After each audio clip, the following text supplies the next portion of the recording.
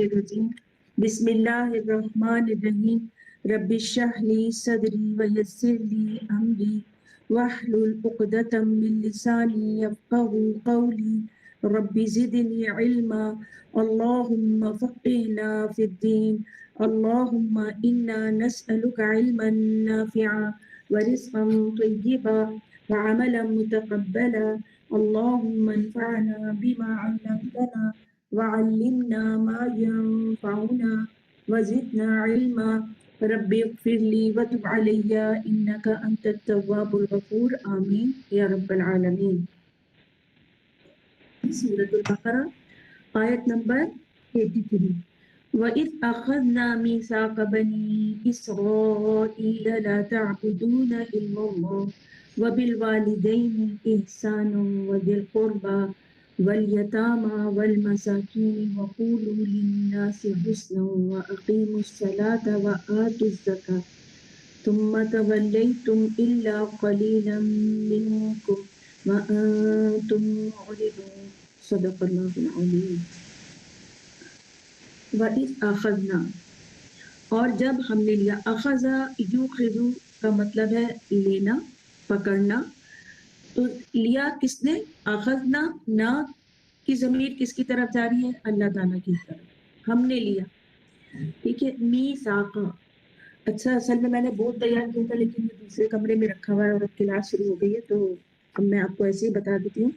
میثاق وصف سے ہے، واو ساق، ٹھیک ہے، میں اس کی تصویر آپ کو لے کے بھیج دوں گی۔ وثقہ سے ہے اور وثقہ کا مطلب ہوتا ہے کہ وہ رسی جس کے ساتھ کسی چیز کو شدت سے، مضبوطی سے کس کے باندھا جائے، ٹھیک ہے۔ جیسے سورہ محمد میں بھی اللہ تعالیٰ نے مسلمانوں سے ارشاد فرمایا کہ وشد الوثاق، کہ جب جنگ ہو قیدیوں کو پکڑو تو ان کو خوب مضبوطی سے کس کر باندھو، تو رسیاں خوب کس کے باندھو تاکہ وہ بھاگ نہ جائیں۔ تو عہد کو میثاق کہتے ہیں، اور یہ کس سے لیا جا رہا ہے؟ بنی اسرائیل سے لیا جا رہا ہے کہ ان کے ساتھ عہد کرنے والے یعنی معاہدے کو باندھو کس کے۔ تو میثاق کیا ہوتا ہے؟ پختہ عہد ہوتا ہے۔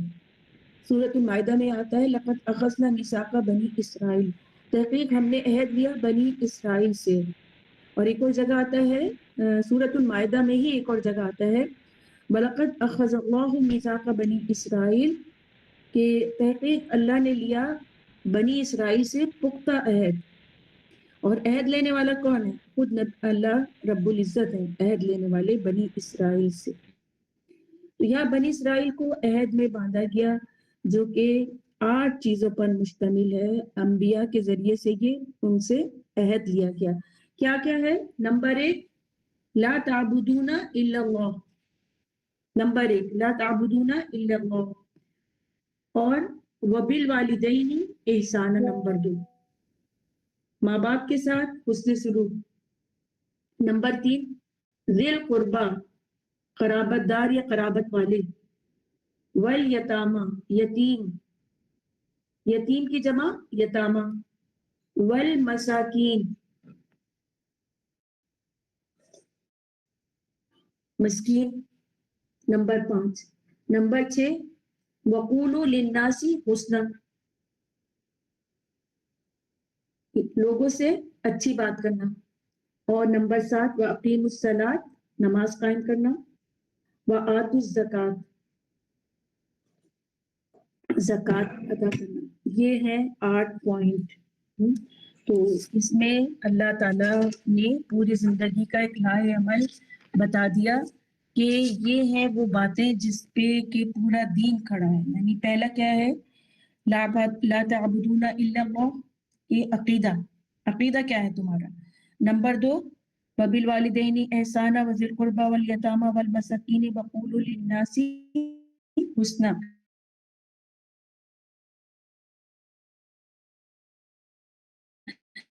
یہاں تک کیا ہے؟ 3 پر آتا ہے عبادات، اقیموا الصلاۃ وآتوا الزکاۃ۔ تو یہ 3 بنیادیں ہیں، 3 پلرز ہیں جس پہ کہ دین ہمارا مشتمل ہے۔ تو آئیے باری باری کر کے ان کو دیکھتے ہیں۔ تو اللہ تعالیٰ نے سب سے پہلا حق کیا ہے کہ اللہ ہی کی عبادت کی جائے، کہ تم اللہ کے سوا کسی کی بھی عبادت نہیں کرنا۔ تو عبادت کیا ہے؟ الخضوع و تذلل، کہ انتہائی عاجزی اور انکساری کے ساتھ جھک جانا، دب جانا، اور جو ہے اللہ کے آگے ذلیل و خوار ہو جانا، یعنی اللہ کے آگے پست ہو جانا۔ اور تمام انبیاءوں نے ہی یہی حکم دیا عبادت کا، کہ اللہ کے سوا کسی کی عبادت نہیں کی جا سکتی۔ اور اس میں جو ہے عبادات 4 قسم کی ہوتی ہیں۔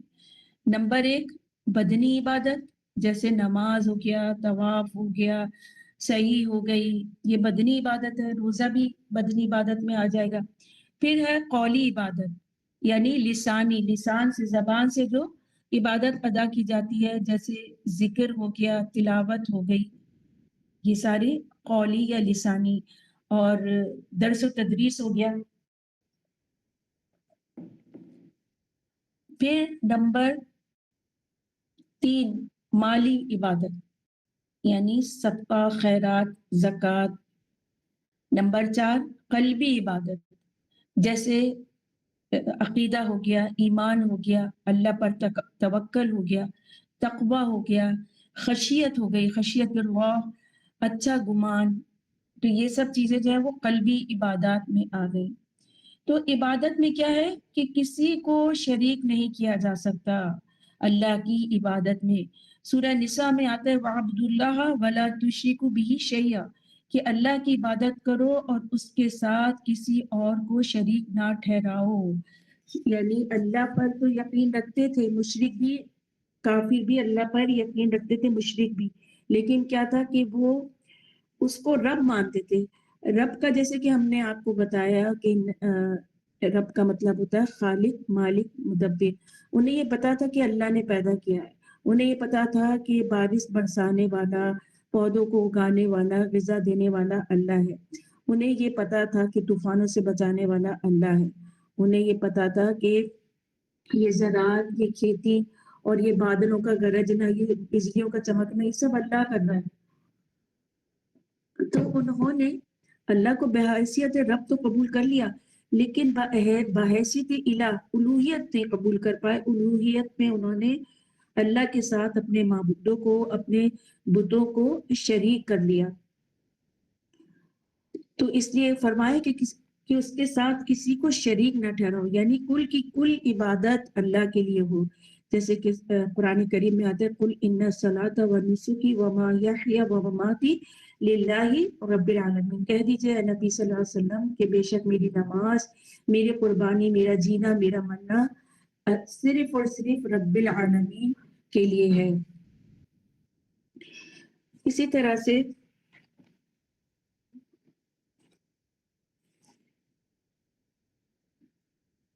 اور اس میں جو ہے وہ باقاعدہ سے عہد لیا گیا، اور یہ حکم نہ صرف بنی اسرائیل کے لیے بلکہ تمام مخلوقات کے لیے، جیسے کہ اللہ تعالیٰ نے قرآن کریم میں فرمایا وَمَا أَرْسَلْنَا مِن قَبْلِكَ مِن رَّسُولٍ إِلَّا نُوحِي إِلَيْهِ إِنَّهُ لَا إِلَٰهَ إِلَّا اللَّهُ أَنَا فَاعْبُدُونِ، یعنی تمام رسولوں کو ہم نے یہی حکم دیا کہ وہ اعلان کر دیں کہ قابل عبادت میرے سوا اور کوئی نہیں، سب لوگ میری ہی عبادت کریں۔ اور فرمایا وَلَقَدْ بَعَثْنَا فِي كُلِّ أُمَّةٍ رَّسُولًا أَنِ اعْبُدُوا اللَّهَ وَاجْتَنِبُوا الطَّاغُوتَ، یعنی ہم نے ہر امت میں رسول بھیجا کہ اللہ ہی کی عبادت کرو اور اس کے سوا دوسرے معبودان باطل سے بچو۔ تو سب سے بڑا حق اللہ تعالیٰ ہی کا ہے، اور اس کے تمام حقوق میں بڑا حق یہی ہے کہ اس کی عبادت کی جائے اور دوسرے کسی کی عبادت نہ کی جائے، اسی کو اپنا رب کامل، الہ کامل مان لیا جائے۔ جیسے کہ اہل عرب کا عقیدہ اتنا باطل تھا کہ وہ جو کام کی چیزیں تھی کہ اللہ رزق دے گا، اللہ بارش برسائے گا، اس میں تو مان لیتے تھے، لیکن عبادت میں جو ہے وہ اللہ کو اپنے بتوں میں شریک ٹھہراتے، جیسے بتوں کے نام پر وہ قربانی کرتے، ان سے دعائیں کرتے تھے، بتوں کے نام پر صدقہ و خیرات کرتے تھے، چڑھاوے چڑھاتے تھے۔ تو جو اللہ کے ساتھ شرک کرے، شریک کرے، اس کی عبادت نہ کرے تو وہ اللہ کی قدر نہیں کرتا۔ اللہ کی وہ قدر ہی نہیں کرتا. جیسے قرآن کریم میں آئے نا وما قدر اللہ حق قدری، کہ تم نے اللہ کی وہ قدر ہی نہیں کی جیسے کہ اس کی قدر کرنے کا حق تھا.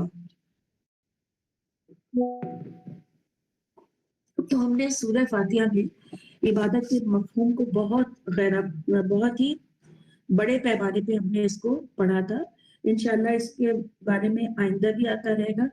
اور اس کے بعد جو ہے یہ تو ہے حقوق اللہ کے متعلق کہ وَأَخَذْنَا مِيثَاقَ بَنِي إِسْرَائِيلَ لَا تَعْبُدُوا إِلَّا اللَّهَ، جیسے کہ حضرت لقمان نے بھی اپنے بیٹے کو سب سے پہلی وصیت کیا بدو لا تشرک بھی شیئا، کہ اللہ کے ساتھ کسی کو شریک نہ کر، سب سے پہلے اللہ. اور اس کے بعد اب حقوق العباد کا بیان ہو رہا ہے. حقوق العباد میں سب سے بڑا حق والدین کا ہے. والدین کا، ماں باپ کا حق جو ہے، ماں باپ کے حقوق سب سے بڑھ کے ہیں. اور یہ جو والدین ہوتے ہیں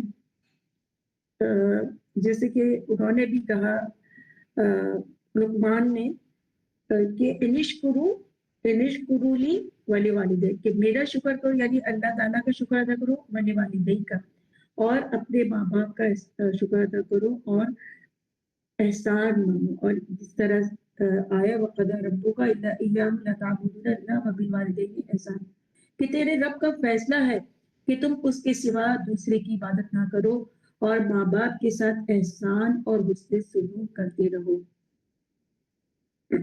تو ماں باپ کا حق جو ہے وہ بہت بڑا ہے. اور ماں باپ کی بھی کیٹیگریز ہوتی ہیں کہ جیسے کہ دور کے والدین وہ کون ہوں گے؟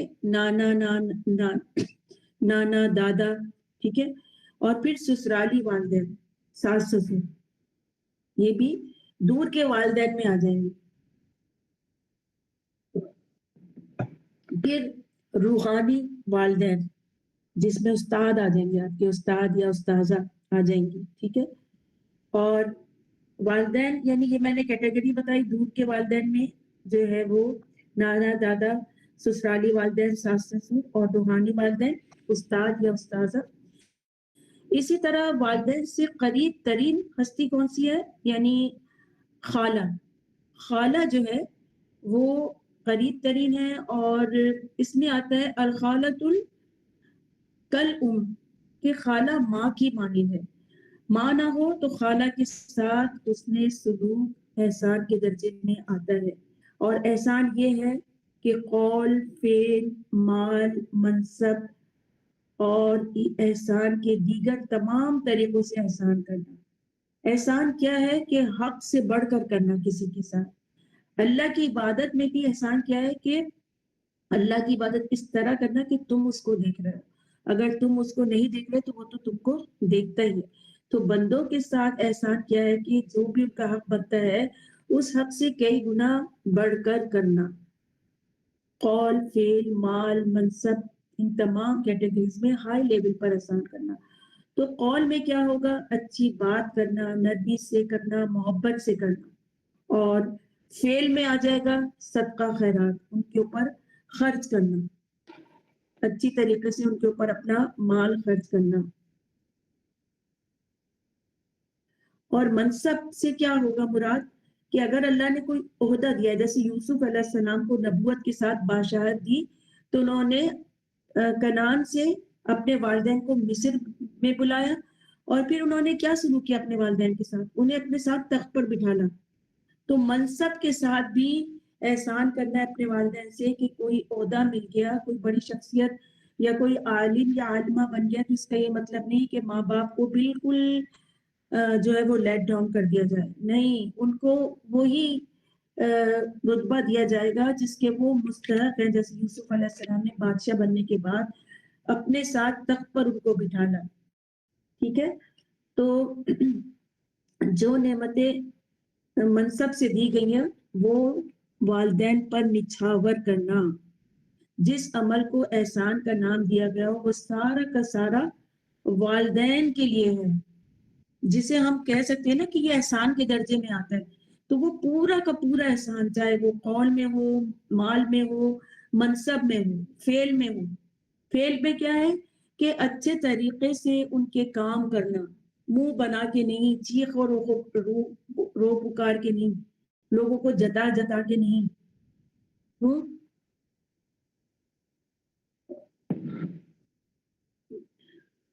اور اس میں سب سے زیادہ احسان کا مستحق وہ والدین ہیں جنہوں نے پیدا کیا. جیسے میں نے آپ کو کیٹیگریز بتائی تھی نا، تو سب سے جو امیجیٹ ہے اور قریب ترین وہ والدین جنہوں نے پیدا کیا، اور پھر دور کے والدین. تو دو حصے ہو گئے، ٹھیک ہے. ایک حقیقی والدین، اور پھر دور کے والدین میں جو ہے وہ ستیلے والدین بھی آ جائیں گے، اور روحانی والدین بھی آ جائیں گے، دادا نانا ساس سسر وہ بھی آ جائیں گے، اور پالنے والے بھی آ جائیں گے. جیسے بہت سے لوگ ہوتے ہیں نا، جیسے ہمارے یہاں بھی یہی ہوا کہ ساتھ ہی تو میں تھی، تو برابر میں ایک بچی بہت خوبصورت ان کے یہاں پیدا ہوئی. میں بھی اس وقت چھوٹی تھی، تو ہماری بہنیں لے آتی تھی، وہ ہمارے گھر میں پل گئی، اور وہ ایسے پلی کہ جیسے ہماری ہی بہن. تو پھر ہمارے ماں باپ بھی اس کے جو ہے وہ اس درجے کے تو ماں باپ نہیں ہوں گے، لیکن اس پہ یہ فرض ہوگا کہ وہ ان کی خدمت کرے، اور فعل کے ذریعے، قول کے ذریعے، عمل کے ذریعے، اور مال کے ذریعے. تو یہ بھی حق ہے. تو پالنے والے بھی یعنی ایک تو یہ ہے کہ جو، اور رضائی والدین بھی اس میں آ جائیں گے. اور جیسے خالہ نے پالا ہے، اور وہ اڈاپٹیشن، جیسے میں نے آپ کو بتائی کہ کسی کا بچہ لے کے پال لیا، یا ہوتا ہے کہ خاندان میں کوئی پڑھائی کے غرض سے کسی کہہ رہتا ہے تو وہ پل ہی جاتا ہے ان کے یہاں، اور بالکل ان کے بھائی بہنوں جیسا اس کا شمار ہو جاتا ہے.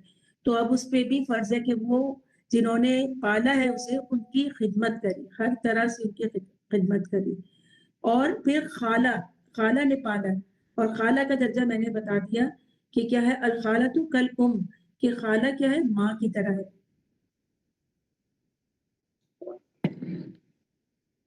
ٹھیک ہے. تو یہ کیٹیگریز ہو گئی دور کے والدین کی اور قریب کے والدین کی. قریب کے والدین میں صرف اپنے ماں باپ آ جائیں گے جنہوں نے پیدا کیا، اور دور کے والدین میں ستیلے والدین آ جائیں گے، روحانی والدین آ جائیں گے، دادا نانا ساس سسر، پالنے والے، رضائی والدین، اور اڈاپٹیڈ جنہوں نے اڈاپٹ کیا ہے وہ بھی آ جائیں گے. تو یہ جو درجہ ہے احسان کا والدین کے ساتھ، تو یہ احسان پھر کیسے ہوگا؟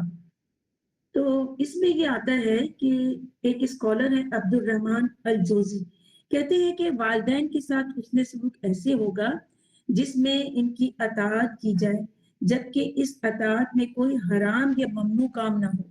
یعنی اگر حرام کمائیے نا تو اس کے ذریعے سے والدین کی اطاعت نہیں ہوگی، والدین پہ پھر وہ مال خرچ نہ کیا جائے. تو کوئی حرام یا ممنوع کام نہ ہو والدین کی اطاعت میں، کہ آپ نے ان کو کوئی حرام کام پہ لگا دیا، کوئی ناپسندیدہ کام پہ لگا دیا. نہیں، ان کی اطاعت بھی ہوگی تو بالکل حلال طریقے سے ہوگی، ان چیزوں سے ہوگی جو اللہ کو پسند ہے. یعنی حرام اور ممنوع کے علاوہ جو ہے وہ کام کہیں وہ کر کے دیا جائے. یعنی والدین بھی حرام ممنوع نہ کہیں کام، اور نہ ہی ان کی خدمت کرنے والا ان کو حرام کی طرف لگائے یا حرام پیسے سے. تو والدین بھی اس سے بچیں کہ وہ کسی حرام کام کا کہیں. پھر یہ کہ ان کے حکم کو نفلی اعمال پر مقدم کیا جائے. ٹھیک ہے. یعنی اگر کوئی 2 رکعت نفل پڑھ رہے ہیں اور والدین بلا رہے ہیں تو وہ نیت توڑ کے بھی اس کے پاس جا سکتے ہیں، اور وہ اپنی نفلی نماز کو مؤخر کر دے گا ماں باپ کی اطاعت میں. فرض تو وہ پڑھ لے گا، لیکن جو نفلی ہیں ان کو ماں باپ کے کام کرنے کے بعد وہ ادا کرے گا. اگر وہ کہیں کہ بھائی میری دوا لا دو، اور ہم نفل پڑھنے میں لگ گئے، تو پہلے ان کی دوا، ان کا کام، پھر نوافل وغیرہ یا سنت پڑھی جائے. اسی طرح والدین جس کام سے روک دیں اس سے رکا جائے. یہ کون کہہ رہا ہے؟ ایک اسکالر ہے عبد الرحمن. جس کام سے روک دیں اس سے رکا جائے، سوائے یہ کہ اس کے بارے میں ان کو صحیح سمجھ نہیں ہے. یعنی وہ سمجھتے نہیں کہ اس کا رکنا بہتر نہیں ہے. تو جیسے کہ باپ فرض کریں کہ کوئی مسئلہ ہے، باپ کہتا ہے کہ کرو اور ماں کہتی ہے کہ نہیں، تو دونوں میں اختلاف ہو جاتا ہے. تو پھر یہ دیکھا جائے گا کہ اس میں اس فیلڈ میں یعنی جو وہ کام ہے جس سے ایک منع کر رہا ہے اور ایک منع نہیں کر رہا, تو اس فیلڈ میں کون ماہر ہے, پھر اس کی بات مانی جائے گی کہ جو ماہر ہے, جو اچھی طرح سے اس کام کو جانتا ہے, تو پھر اس ہی والدین کی بات مانی جائے گی, ماں یا باپ کی. پھر وہ کہتے ہیں کہ ان پر خرچ کیا جائے, اور خرچ کرنے میں صرف بیسک نیڈز نہ ہو کہ بھائی بیسک نیڈ ہو گئی, بلکہ ان کی خواہشات کو پورا کیا جائے. ساری جو بھی وہ جائز خواہشات کہتے ہیں ان کی خواہشات کو پورا کیا جائے.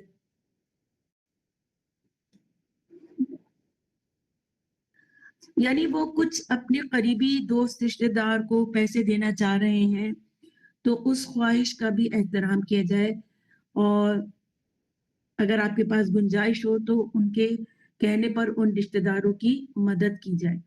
اسی طرح ان کی خدمت میں زور لگا دیا جائے, تھکا جائے ان کی خدمت میں, ٹھیک ہے, یعنی ایسی خدمت کی جائے کہ تھک جائیں, اتنی ان کی خدمت کی جائے. پھر یہ ہے کہ ان کے لیے ادب اختیار کیا جائے. اب خدمت کر لی, جھنجھلا رہے ہیں, پھر ان کو ڈانٹ بھی رہے ہیں, تو یہ سب نہیں ہوگا. خدمت میں آپ تھک رہے ہیں, خدمت میں ہاتھ پیروں میں شدید تکلیف ہو رہا ہے, لیکن اس کا یہ مطلب نہیں ہے کہ پھر ان سے بیزاری اور پھر ان سے جو ہے وہ برا معاملہ کیا جائے. پھر یہ ہے کہ ان کی ہیبت اپنے دل میں رکھی جائے. یعنی ایسا نہیں ہے کہ مال خرچ کر رہے ہیں, خدمت کر رہے ہیں, خواہشات پوری کر رہے ہیں تو اب آپ کا روب ہو گیا. نہیں, ان کی ہیبت دل میں رکھی جائے کہ آواز ان کے آگے اونچی نہ کی جائے اور ان کی طرف گھور کر نہ دیکھیں, نظریں بھی جھکیں اور دل کو بھی جھکا ہوا ہو. ٹھیک ہے, سارا حق ادا کرنے کے بعد کوئی یہ نہ سمجھے کہ میں نے حق ادا کر دیا تو اب میں ذرا چوڑا ہو کے دکھاؤں. نہیں, ان کے آگے نظریں بھی نیچی, سارا جو پوسٹر ہے کندھے وغیرہ وہ بھی نیچے, جیسے کہ قرآن میں بھی آتا ہے نا, وقف جناح کا من الذل, کہ تمہارے کندھے بھی عاجزی کے ساتھ ان کے سامنے جھکے ہوئے ہوں. اور پھر ان کو ان کے نام سے نہ پکاریں, ان کو امی, ابا یا بابا جو بھی آج کل چل رہا ہے اس لحاظ سے کہیں. جیسے کہ ابراہیم علیہ السلام نے اپنے والد کو کہا تھا نا, یا ابتی, اے میرے ابا جان. کتنے خوبصورتی سے, کتنے پیار سے. ان کے ابا نے ان کا کیا حشر کیا تھا کہ جب ان کو آگ میں ڈالا گیا تو لکڑیاں لا لا کے دیتے تھے اور کہا تھا کہ یہاں سے نکل جاؤ, شہر سے نکل جاؤ, اور پھر لوگوں کو آمادہ کیا تھا جلانے پر. اپنے ہی بیٹے کے لیے یہ سب کیا تھا انہوں نے. اور ابراہیم علیہ السلام نے کیا تھا سر. جی, ایک بات پوچھنا چاہ رہی تھی, یہ ساری باتیں جو ہیں یہ اسکالر عبد الرحمان کی کہی ہوئی ہیں. جی جی, تو ان کو نام سے نہ پکاریں, ٹھیک ہے, نام سے نہ پکاریں, امی ابا, اور بہت ہی ادب کے ساتھ, جیسے حضرت ابراہیم کے بارے میں بتا رہی تھی. اسی طرح ان کے بیٹے اسماعیل کا طریقہ تھا, اسقالا یا ابا تھی, اسقالا یا ابی ہی, کہ انہوں نے اپنے والد سے کہا یا اباتی, کہ اے میرے ابا جان, افعل ما تؤمر, کہ جو آپ کو حکم دیا ہے آپ کر لیجئے. کیا حکم تھا؟ ذبح کرنے کا. باپ کو حکم ملا کہ ذبح کر دو اپنے بیٹے کو. بیٹا کیا کہہ رہا ہے کہ ابا جان, میرے ابا جان, یعنی اباتی, تی کے نیچے جو زیر آ رہا ہے اس کا مطلب ہے میرے ابا جان. اتنی تمیز سے اور اتنا ہیبتناک حکم کہ اب تو میں مرنے ہی والا ہوں, تھوڑی دیر میں ذبح ہونے والا ہوں. افعل, آپ کریے جو آپ کو حکم دیا جاتا ہے. اور پھر وہ کہتے ہیں کہ ان کے پیچھے چلیں, یعنی راستہ بتانا ہو یا ان کو لے کے پکڑ کے وہ چل نہیں سکتے تب تو ان کو پکڑ کے آگے آگے چل سکتے ہیں, ورنہ ان کے پیچھے چلیں.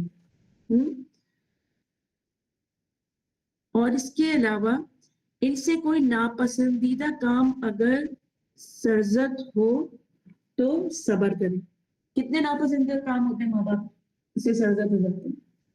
کیسی, کیونکہ ہم اس زمانے کے ہیں, وہ بہت پچھلے زمانے کے, تو کتنی غلط باتیں ان سے سرزد ہو جاتی ہیں, کیسی کیسی وہ باتیں بعض دفعہ کر جاتی ہیں جس پہ شرم بھی آتی ہے بعض دفعہ. تو اس کا یہ مطلب ہے ان کا مذاق اڑایا جائے, یا ان کے ساتھ بے ادبی کی جائے، تو ان سب چیزوں کا خیال رکھنا ہے۔ ناپسندیدہ باتوں میں صبر کرنا ہے۔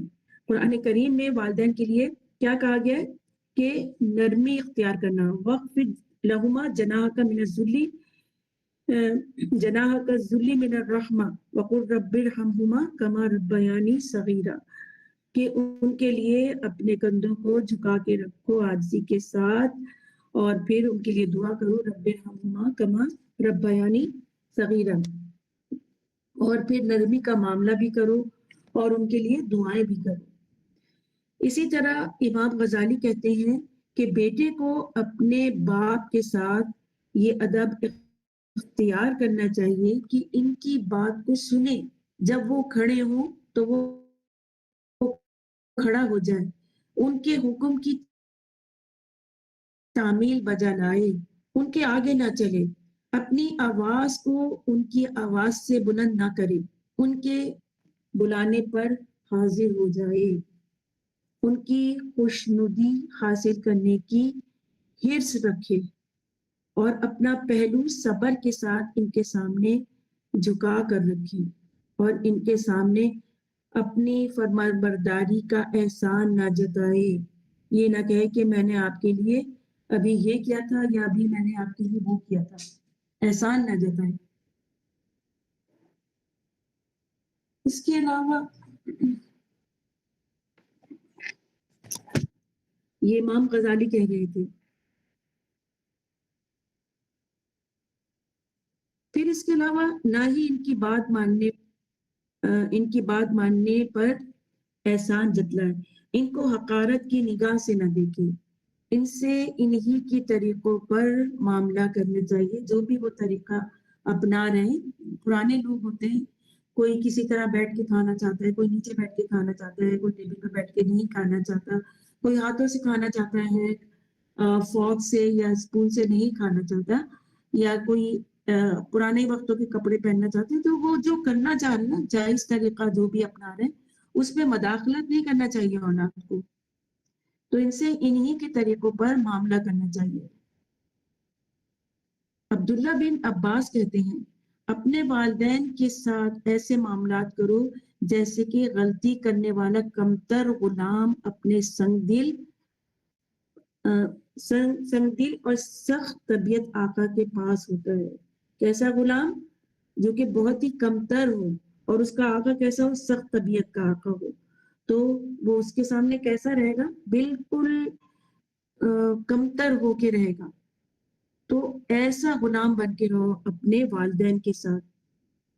ابن عباس کہتے ہیں جس نے اپنے والد کی طرف غصے سے دیکھا تو اس نے ان کی نافرمانی کی۔ اللہ اکبر!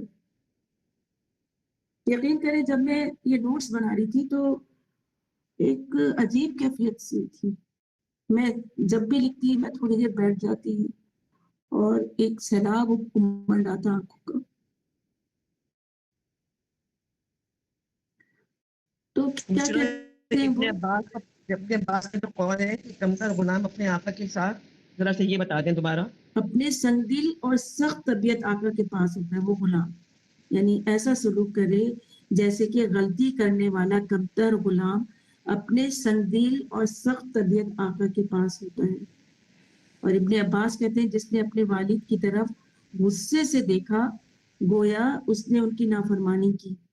ذرا ہم لوگ اپنا حال دیکھیں، ان کے سامنے کپڑے مت جھاڑو۔ بعض دفعہ ہوتا ہے نا، ہم کھڑے بیٹھ کے کھڑے ہوتے ہیں تو کپڑے جھاڑتے ہیں، تو نہیں، اگر وہ پاس بیٹھے تو کپڑے نہیں جھاڑنے، کیونکہ گرد ان کے اوپر نہ پڑ جائے۔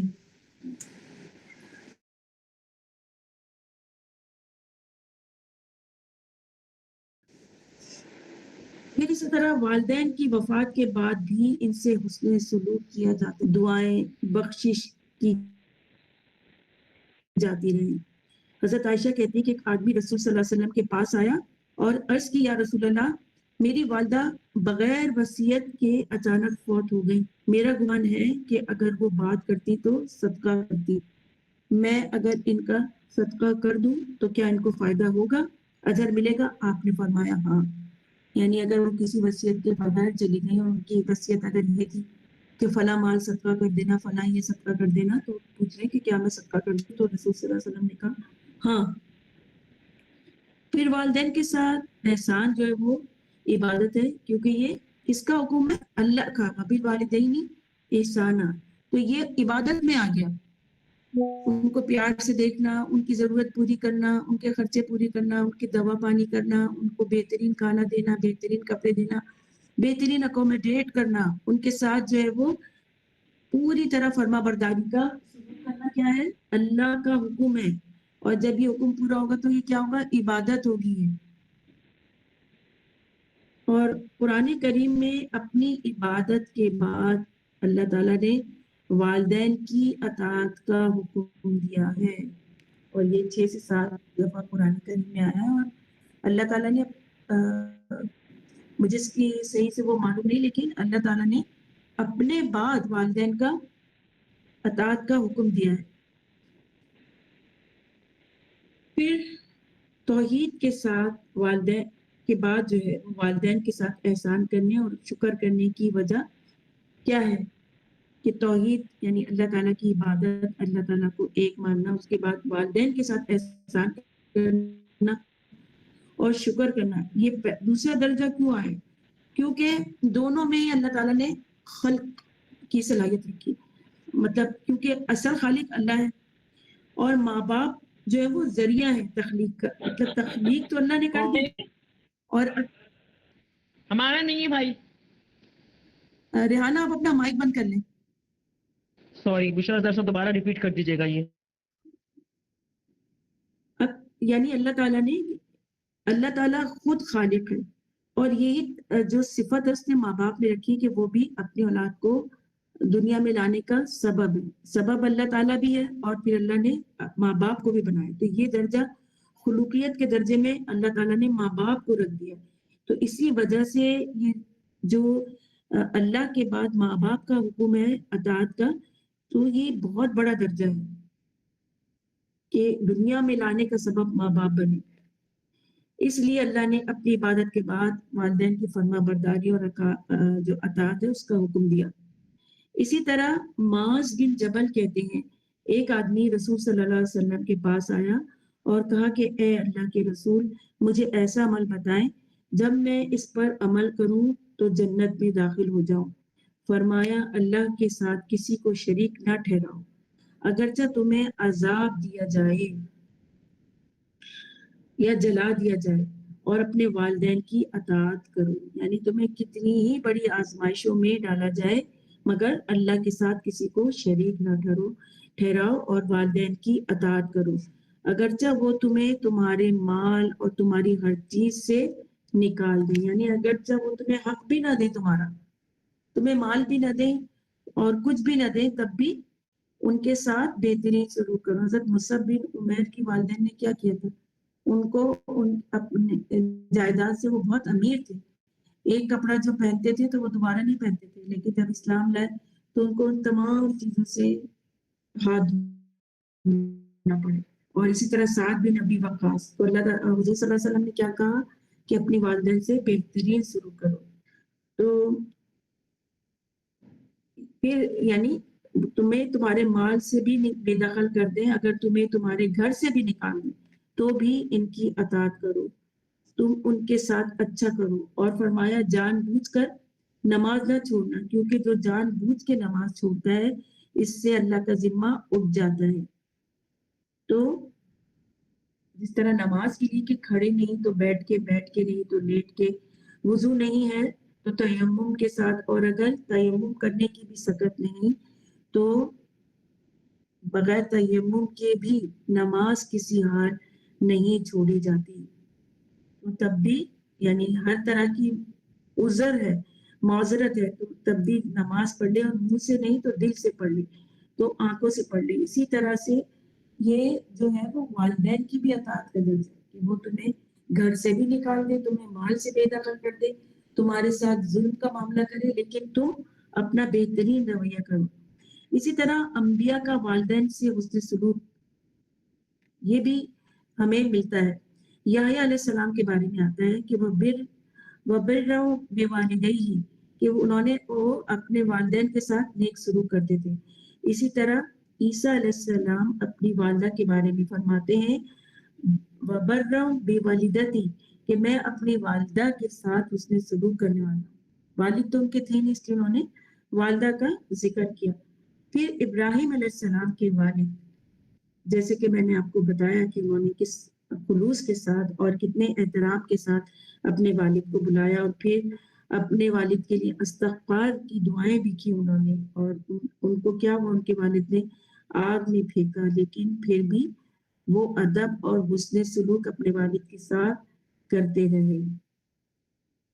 یہ بھی کہا انہوں نے جاتے جاتے جب وہ شہر چھوڑ کے جائے تھے سأستغفر کہ میں آپ کے لیے اللہ سے استغفار کروں گا.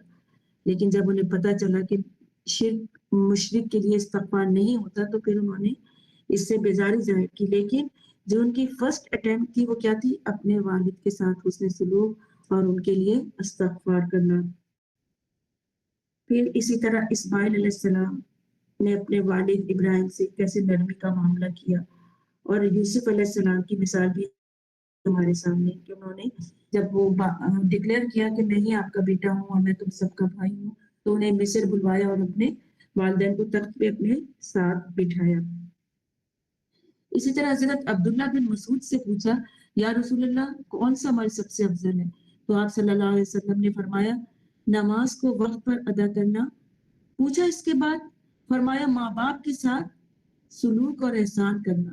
پوچھا پھر کون سا؟ فرمایا پھر اللہ کی راہ میں جہاد کرنا. اور اسی طرح کسی نے پوچھا حضور صلی اللہ علیہ وسلم کہ میں کس کے ساتھ سلوک اور بھلائی کروں؟ آپ صلی اللہ علیہ وسلم نے فرمایا اپنی ماں کے ساتھ. پھر پوچھا کس کے ساتھ؟ پھر فرمایا ماں کے ساتھ. پھر پوچھا کس کے ساتھ؟ پھر فرمایا یعنی 3 دفعہ ماں کے ساتھ. پھر فرمایا باپ کے ساتھ اور قریب والے کے ساتھ اور پھر اور قریب والے کے ساتھ. یعنی ماں باپ کے ساتھ یہ حسن سلوک کرنے کے بعد پھر جو ان کے قریب ہوں ان کے ساتھ بہترین سلوک. اور یہ جو 3 دفعہ کہا کہ اپنی ماں کے ساتھ نیک سلوک کر 3 دفعہ تو یہ 3 حصے جو ہے وہ ماں کے حصے میں آئے حسن سلوک کی. تو اس کی کیا وجہ بنتی ہے؟ یعنی پہلی وجہ یہ ہے کہ وہ حمل اٹھاتی ہے 9 مہینے اولاد کو پیٹ میں رکھنا اور اس کے ساتھ ساتھ جو ایک ماں کے اندر ہارمونل چینجز آتی ہیں جو اس کی دماغی کیفیت اور وہ اس کی وجہ سے ڈپریشن میں بھی جاتی ہے. اس کی وجہ سے وہ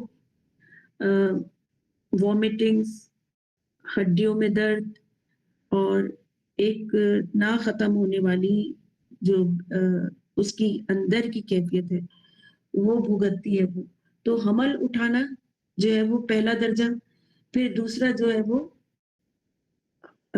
پیدائش کے مرحلے میں وضع حمل کی تکلیف جو وہ برداشت کرتی ہے جو وہ درد برداشت کرتی ہے یہ دوسری جو ہے وہ عمل ہے جس کی وجہ سے اس کو احترام کا مستحق قرار دیا گیا اور اس کا درجہ بلند کیا گیا مرد کے بنسبت. اور تیسری وجہ کیا ہے کہ وہ بہت مشقت اٹھا کے 2 سال تک دودھ پلاتے اپنے بچے کو. دودھ پلانا بھی اور وہ بھی 2 سال تک بہت مشقت کا کام ہے کہ ماں پوری رات جاگتی ہے کیونکہ جب بچے دودھ پینے لگتے ہیں اور جب انہیں دودھ کی چاٹ لگتی ہے تو وہ کسی طرح چھوڑتے ہی نہیں. پوری رات ماں کے ساتھ لپٹے رہتے ہیں اور ماں اس میں جاگتی رہتی ہے. تو یہ جو ہے والدین کے ساتھ حسن سلوک میں ماں کا درجہ جو ہے وہ 3 دفعہ زیادہ ہے. 3% یعنی 75% جو ہے وہ ماں کا حصہ ہے. اسی طرح سے غیر مسلم والدین سے بھی نیک سلوک کرنے کا حکم ہے. جیسے اسما بنت ابی بکر جو ہیں ان کی والدہ ایک والدہ جو تھی وہ مشرک تھی تو فرمایا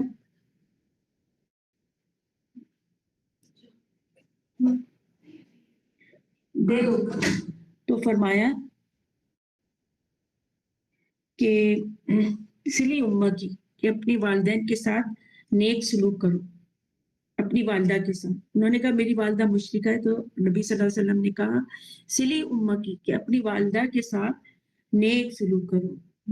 اور ایک دفعہ عبداللہ بن ابی کہیں جھاڑی کے پیچھے بیٹھا تھا، وہاں سے آپ صلی اللہ علیہ وسلم گزرے اور آپ صلی اللہ علیہ وسلم گدھے پہ سوار تھے اور گدھے پر سوار ہونے کی وجہ سے جو غبار اڑا تو غبار جو ہے وہ عبداللہ بن ابی پہ جا پڑا، تو اس نے آپ سے بہت بدتمیزی کے ساتھ پیش آیا اور آپ سے بات کی. تو عبداللہ بن ابی کا جو بیٹا تھا وہ مسلمان تھا، بہت اچھا مسلمان. اس نے آپ صلی اللہ علیہ وسلم سے کہا کہ آپ اجازت دیں تو میں اس کی گردن اڑا دوں جو اس نے آپ سے بدتمیزی کی. تو اس نے یہی کہا کہ قسم ہے اس ذات کی جس نے آپ کو عزت دی، آپ پر کتاب نازل کی اور آپ صلی اللہ علیہ وسلم چاہے تو میں اپنے باپ کا سر قلم کر دوں. تو آپ صلی اللہ علیہ وسلم نے فرمایا نہیں، بلکہ اپنے باپ کے ساتھ نیکی کرو اور حسن صحبت سے پیش آؤ.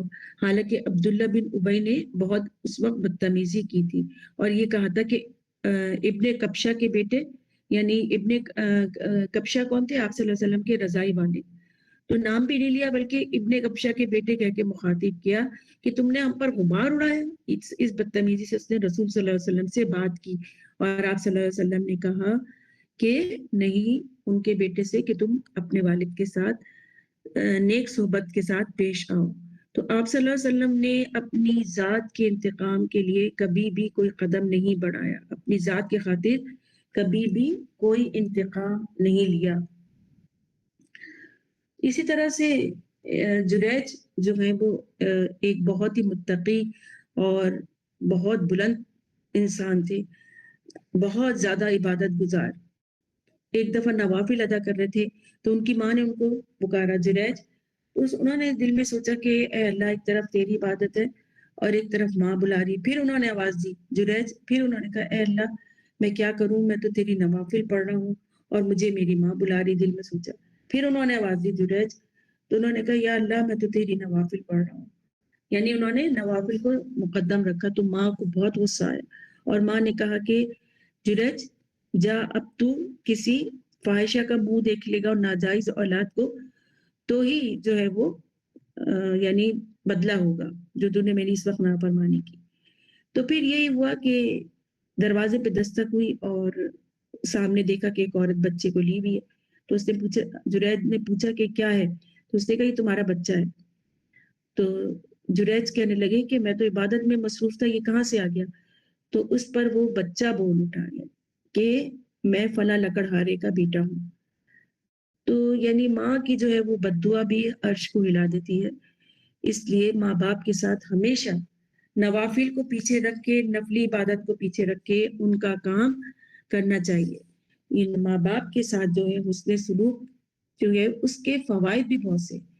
اس سے عمر میں برکت ہوتی ہے، رزق میں برکت ہوتی ہے. نبی صلی اللہ علیہ وسلم نے فرمایا جس شخص کو یہ پسند ہو کہ اس کی عمر میں برکت ہو، اس کے رزق میں اضافہ ہو، تو اسے چاہیے کہ اپنے والدین کے ساتھ نیکی کرے اور ان کے ساتھ صلہ رحمی کرے. تو اس سے جو ہے وہ اللہ تعالیٰ اپنی رحمت کے، اپنے رزق کے دروازے کھول دیتا ہے، کام آسان کر دیتا ہے. یہ سب تجربے کی باتیں ہیں. اسی طرح والدین کے ساتھ نیکی کبیرہ گناہوں کی بخشش کا ذریعہ ہے اور جنت میں داخلے کا ذریعہ ہے. حضرت عائشہ کہتی ہیں رسول صلی اللہ علیہ وسلم نے فرمایا کہ میں جنت میں داخل ہوا تو وہاں قرآن کی تلاوت کی آواز سنائی دی. میں نے پوچھا یہ کون ہے؟ مجھے بتایا گیا کہ یہ حارثہ بن نعمان ہے. رسول صلی اللہ علیہ وسلم نے فرمایا یہی نیکی ہے، یہی نیکی ہے. اور حارثہ بن نعمان اپنی والدہ کے ساتھ بہت حسن سلوک کرنے والے تھے. تو اس کی وجہ سے نبی صلی اللہ علیہ وسلم کو جنت میں ان کے قرآن پڑھنے کی آواز سنوائی گئی، اس نیکی کی وجہ سے جو وہ اپنی والدہ کے ساتھ دنیا میں کیا کرتے تھے. یعنی اگر آپ چاہتے ہیں کہ خیر و برکت کے چشمے پھوٹے تو والدین کے ساتھ حسن سلوک کیا جائے، تو نیکی کے مواقع ملیں تو والدین کے ساتھ حسن سلوک اور بہترین یعنی مقام ملے گا دنیا میں بھی اور جنت میں بھی. اور اگر نہیں اس طرح کرتے تو پھر بہت بڑی پکڑ ہوگی دنیا میں بھی اور آخرت میں تو ہوگی ہی.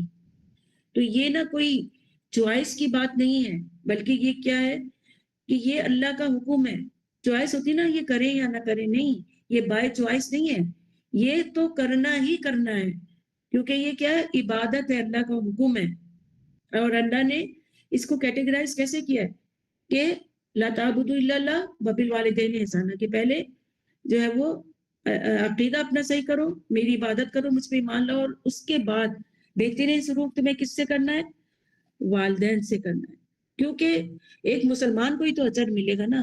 اب ایک کافر جو ہے وہ اپنے والدین کا بہت فرما بردار ہے، تو دنیا میں تو اس کو اس نیکی کا اجر ملتا رہے گا کہ کوئی فرما برداری کر رہا ہے اپنے والدین کے ساتھ، لیکن آخرت میں اس کا کوئی حصہ نہیں ہے. اسی لیے اللہ تعالیٰ نے پہلے ایمان کو، عقیدے کو پہلے رکھا، لا تعبدوا الا اللہ، کہ اللہ کے سوا کوئی عبادت کے لائق نہیں. پھر رکھا وبالوالدین احسانا، کہ ایک مسلمان جو ہے وہ پھر جب اس عقیدہ ایمان کی کیٹیگری میں داخل ہو گیا، تو اب اس کے لیے والدین کی فرما برداری میں اجر ہی اجر ہے. اور پھر والدین کی نافرمانی جو ہے وہ کبیرہ گناہوں میں سے ہے، اور والدین کی نافرمانی کرنے والے پر جو ہے وہ کبیرہ گناہوں کی نافرمانی کی گئی، یعنی کہا گیا ہے. رسول صلی اللہ علیہ وسلم نے فرمایا اللہ ایسے شخص پر لعنت کرتا ہے جس نے اپنے والدین کی نافرمانی کی یا ان کو گالی دی. ایسا بھی ہوتا ہے کہ بہت سے نافرمان اور بد کلام لوگ، بد زبان لوگ اپنے والدین کے لیے بہت بری بری باتیں کرتے ہیں اور اپنے ماں باپ کے لیے گالی بھی نکالتے ہیں. اور گالی دینے کی ایک صورت یہ بھی ہوتی ہے کہ کسی کے ماں باپ کو گالی دینا، کسی کے ماں باپ کو گالی دینا ہوتا ہے نا، تو پلٹ کر وہ آپ کے والدین کو گالی دیتا، تو یہ گالی کیا ہوئی؟ یہ آپ نے پھر خود گالی دی اپنے والدین کو. تو کبھی کسی کے والدین کے لیے بری بات یا کوئی گالی نہیں نکالنی چاہیے. تو یہ بھی کیا ہے؟ والدین کو گالی دینے کے برابر ہے. اور والدین کی نافرمانی جو ہے وہ، اس کے نافرمانی ہو تو عبادت کو قبول نہیں کیا جاتا. رسول صلی اللہ علیہ وسلم نے فرمایا 3 قسم کے لوگوں کی نہ فرض عبادت قبول ہوتی ہے نہ نفل. ان میں سب سے پہلے والدین کا نافرمان ہے اور بدسلوک، اور دوسرا احسان جتانے والا، یعنی نیکی کر کے احسان دیا، اور تیسرا تقدیر کو جھٹلانے والا، کہ تقدیر جیسی اللہ نے لکھی تھی اس کو اس نے جھٹلا دیا. تو جیسے بہت سے لوگ کہتے ہیں نا کہ انسان اپنی تقدیر خود بناتا ہے. نہیں، انسان اپنی تقدیر نہیں بناتا، اللہ اس کی تقدیر بناتا ہے. ہاں، اپنی تقدیر میں جو وہ محنت کرتا ہے اس کا صلہ اللہ تعالیٰ اس کو بڑھ کے دیتا ہے. اور جو ماں باپ کے ساتھ نافرمانی کرتا ہے، اسے تکلیف دیتا ہے، اس کی اولاد اس کے لیے بھی نافرمان ہو جاتی ہے. پھر اس ساتھ دے وہ ساتھ لے، اس طرح سے یعنی اس کو دنیا میں ہی پھر اس کی اولاد کی نافرمانی کی شکل میں سزا مل جاتی ہے. بعض صحابہ کہتے ہیں کہ والدین کے لیے دعا نہ مانگنا اولاد کی زندگی کو تنگ کر دیتا ہے، اس کی زندگی تنگ ہو جاتی ہے، یعنی اس پہ مصیبتیں آتی ہیں، اس کی زندگی میں برکت نہیں رہتی. مائک بند کر دیں انیلا مائک بند کر دیں آپ. یعنی اگر چاہتے ہیں کہ زندگی میں تنگی ختم ہو، رحمت اور برکت ہو، تو والدین کے لیے انیلا آپ مائک بند کر دیں انیلا. تو پھر کیا ہے؟ والدین کے لیے خدمت، دعائیں، اور پھر سجدوں میں بھی دعائیں کرنی چاہیے. رب ارحمہما کما ربیانی صغیرا. والدین میں سے کوئی ایک بیمار ہو تو ان کی صحت مندی کی دعا، یہ دعائیں سجدوں میں بھی کرنی چاہیے. اور ماں باپ کے ساتھ حسن سلوک، ان کی خدمت، ان پہ خرچ کرنا فائدہ ہی فائدہ ہے، سراسر فائدہ ہی فائدہ ہے. اب اس کے بعد جو آتا ہے وذی القربہ. دیکھیے والدین کے بعد جو ہے دوسرے نمبر پہ کون سا آتا ہے؟ یعنی لا تعبدوا الا اللہ، یہ تو عقیدہ ہو گیا. اس کے بعد معاملات ہو گئے. تو پہلے معاملات میں، نیکی کے معاملات میں کون آیا؟ والدین. اب دوسرے درجے پہ کون ہے؟ ذی القربہ. ذی کا مطلب ہوتا ہے والد یا دار، یعنی قرابت دار. قربہ قریب کے رشتہ دار، جیسے ماں کے رشتہ دار خالہ ماموں، باپ کے رشتہ دار چچا پھوپھا وغیرہ، یہ سب چیزیں، چچا تایا. تو یہ جو قریب کے رشتہ دار ہیں ان کے ساتھ بہترین سلوک کرنا، یہ بھی جو ہے وہ اللہ تعالیٰ نے اس کا، یہ یہ میثاق یہ وعدہ لیا گیا ہے، یہ سارے ان تمام احکامات کو پورا کرنے کا اللہ سے وعدہ لیا گیا ہے. وعدہ کون کروا رہا ہے؟ اللہ تعالیٰ. تو یہ اتنی امپورٹنٹ چیزیں، یہ کوئی ایسی مذاق یا کوئی ایک ہلکا حکم نہیں ہے، اور یہ ساری چیزیں عبادات میں آ رہی ہیں. تو حسب طاقت جو ہے وہ خیر پہنچانی چاہیے اپنے قریبی رشتہ داروں کو اور ان کی تکلیف دور کرنی چاہیے. علماء کہتے ہیں کہ رشتہ داروں کے ساتھ حسن سلوک یہ ہے کہ مال دے کر ان سے حسن سلوک کیا جائے. سب سے زیادہ جو انسان کو پیاری چیز ہوتی ہے نا وہ مال ہوتا ہے. تو مال کے ذریعے سے اپنے قریب ترین رشتہ داروں کی مدد کی جائے، ان پر مال خرچ کیا جائے، ان کی ضرورتوں کو پورا کیا جائے.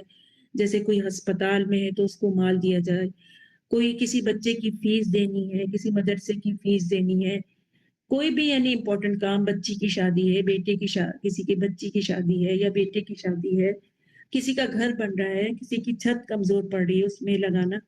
تو یہ ان سب چیزوں کے لیے اپنی ضرورتوں کو کم کر کے ان کی مددیں کرنا اور مالی سیکیورٹی ان کو دینا. اس کے ساتھ ساتھ اچھا اخلاق، شفقت اور نرمی سے بھی پیش آنا، کیونکہ صلہ رحمی جو ہے وہ ایک بہت بڑا نیکی کا عمل ہے. اور صلہ رحمی کیا ہے؟ صلہ رحمی یہ ہے کہ برائی کا بدلہ اچھائی کے ساتھ دی جائے. دیکھیں صلہ کا کیا مطلب ہوتا ہے؟ سواد لام مدہ. صلہ کا مطلب ہوتا ہے جوڑنا. اور جوڑی کون سی چیز جاتی ہے؟ جو ٹوٹی ہوئی ہوتی ہے نا. جو چیز ثابت ہوتی ہے اس کو تو صلہ نہیں کہیں گے. یعنی جو رشتہ ٹوٹ گئے، برا سلوک کیا، برے سلوک کے ذریعے سے وہ ٹوٹ گئے، جدا ہو گئے، خفا ہو گئے، ان کے ساتھ اچھا سلوک کرنا، یہ ہے صلہ رحمی. ہم سوچتے ہیں نا رشتہ داروں کے ساتھ اچھا سلوک کرنا، بھائی جو اچھا سلوک کر رہا ہے اس کے ساتھ تو لازمی اچھا سلوک کیا ہی جائے گا. لیکن جو توڑ ہے نا، جو توڑ ہے اس کے ساتھ صلہ کا کیا مطلب ہوتا ہے؟ جوڑنا. اور جوڑا کیا جاتا ہے؟ ٹوٹی ہوئی چیز کو جوڑا جاتا ہے نا.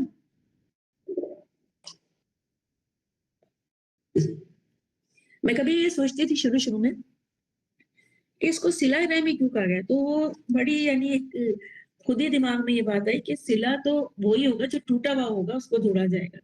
تو وہ جو ٹوٹے ہوئے رشتہ دار ہیں ان کو جوڑنا، برائی کا بدلہ اچھائی سے دینا، اور جو کاٹے اس جوڑا جائے. جو جتنا قریبی ہو تو اس کا حق بھی اتنا ہی زیادہ ہوتا ہے بنسبت دور کے. یہ بھی ایک فارمولا ہے کہ قریب کے لوگوں کا زیادہ حق بنتا ہے بنسبت دور کے. امام نووی کہتے ہیں کہ یہ مستحب ہے کہ نیکی میں پہلے ماں باپ کو مقدم رکھا جائے. نیکی میں پہلے ماں باپ کو مقدم رکھا جائے، پھر پہلے ماں کو مقدم رکھا جائے. امام نووی کیا کہتے ہیں کہ یہ مستحب ہے کہ پہلے ماں کو مقدم رکھا جائے، پھر باپ کو، پھر اولاد کو، پھر دادا دادی، نانا نانی، پھر بھائی بہنوں کو. یہ ترتیب ہے. اب ذرا آپ امام نووی کی ترتیب غور سے سنیں. نیکی میں پہلے نمبر 1 ماں کو مقدم رکھا جائے، پھر باپ کو، پھر اولاد، پھر دادا دادی، نانا نانی، پھر بھائی بہنوں کو. یہ ہے ترتیب قربت کی. پھر چچا ماموں اور رحم کے رشتوں میں چاہے غیر محرم بھی ہوں ان کے ساتھ بھی نیکی کی جائے. جیسے چچا کے بیٹے تو غیر محرم ہے نا، خالہ کے ماموں کے بیٹے غیر محرم ہے، دیور جیٹ وغیرہ یہ سب غیر محرم ہے، نامحرم ہے. تو ان کے ساتھ پھر مال کا لین دین، ان کو سلام دعا اور دیگر ضروریات ان کی پوری کرنا. نبی صلی اللہ علیہ وسلم نے فرمایا اپنے رشتہ داروں کو تازہ رکھو چاہے سلام کے ساتھ کیوں نہ ہو. تازگی رکھنی چاہیے، باسا پن نہیں ہونا چاہیے کہ برسوں میں مل رہے ہیں، برسوں میں. تو رشتہ داری تازگی کا کیا مطلب ہے؟ آپس میں خوش دلی سے ملتے رہو چاہے سلام سے ہی کیوں نہ ہو. تو دیگر ضروریات پوری کرنا بھی اس میں ہے. اور نبی صلی اللہ علیہ وسلم نے فرمایا اپنے رشتہ داروں کو تازہ رکھو چاہے وہ سلام سے ہی کیوں نہ ہو. تو اچھی گفتگو اور سلام و دعا بھی اپنانا چاہیے. اور رشتہ داروں کے حقوق جو ہیں اس کا اندازہ اس بات سے بھی لگایا جا سکتا ہے کہ جب یہ آیت نازل ہوئی 4 پارے میں لن تنالوا البر حتى تنفقوا مما تحبون، تو حضرت ابو طلحہ رضی اللہ تعالیٰ عنہ نبی صلی اللہ علیہ وسلم کے پاس آئے اور فرمایا کہ میرا جو ایک باغ ہے بیروا باغ وہ مجھے بہت پسند ہے. تو نبی صلی اللہ علیہ وسلم کو انہوں نے دے دیا اور فرمایا کیونکہ لن تنالوا البر، تم ہرگز نیکی کو نہیں پہنچ سکتے جب تک کہ تم اپنی پسندیدہ چیز اللہ کے راستے میں قربان نہ کر دو، خرچ نہ کر دو. تو ابو طلحہ نے اپنا سب سے بہترین باغ جس میں تقریباً 600 درخت تھے کھجور کے، نبی صلی اللہ علیہ وسلم کو پیش کیا کہ یہ مجھے سب سے پسندیدہ، میں آپ کی خدمت میں یہ پیش کرتا ہوں اللہ کی راہ میں خرچ کرنے کے لیے.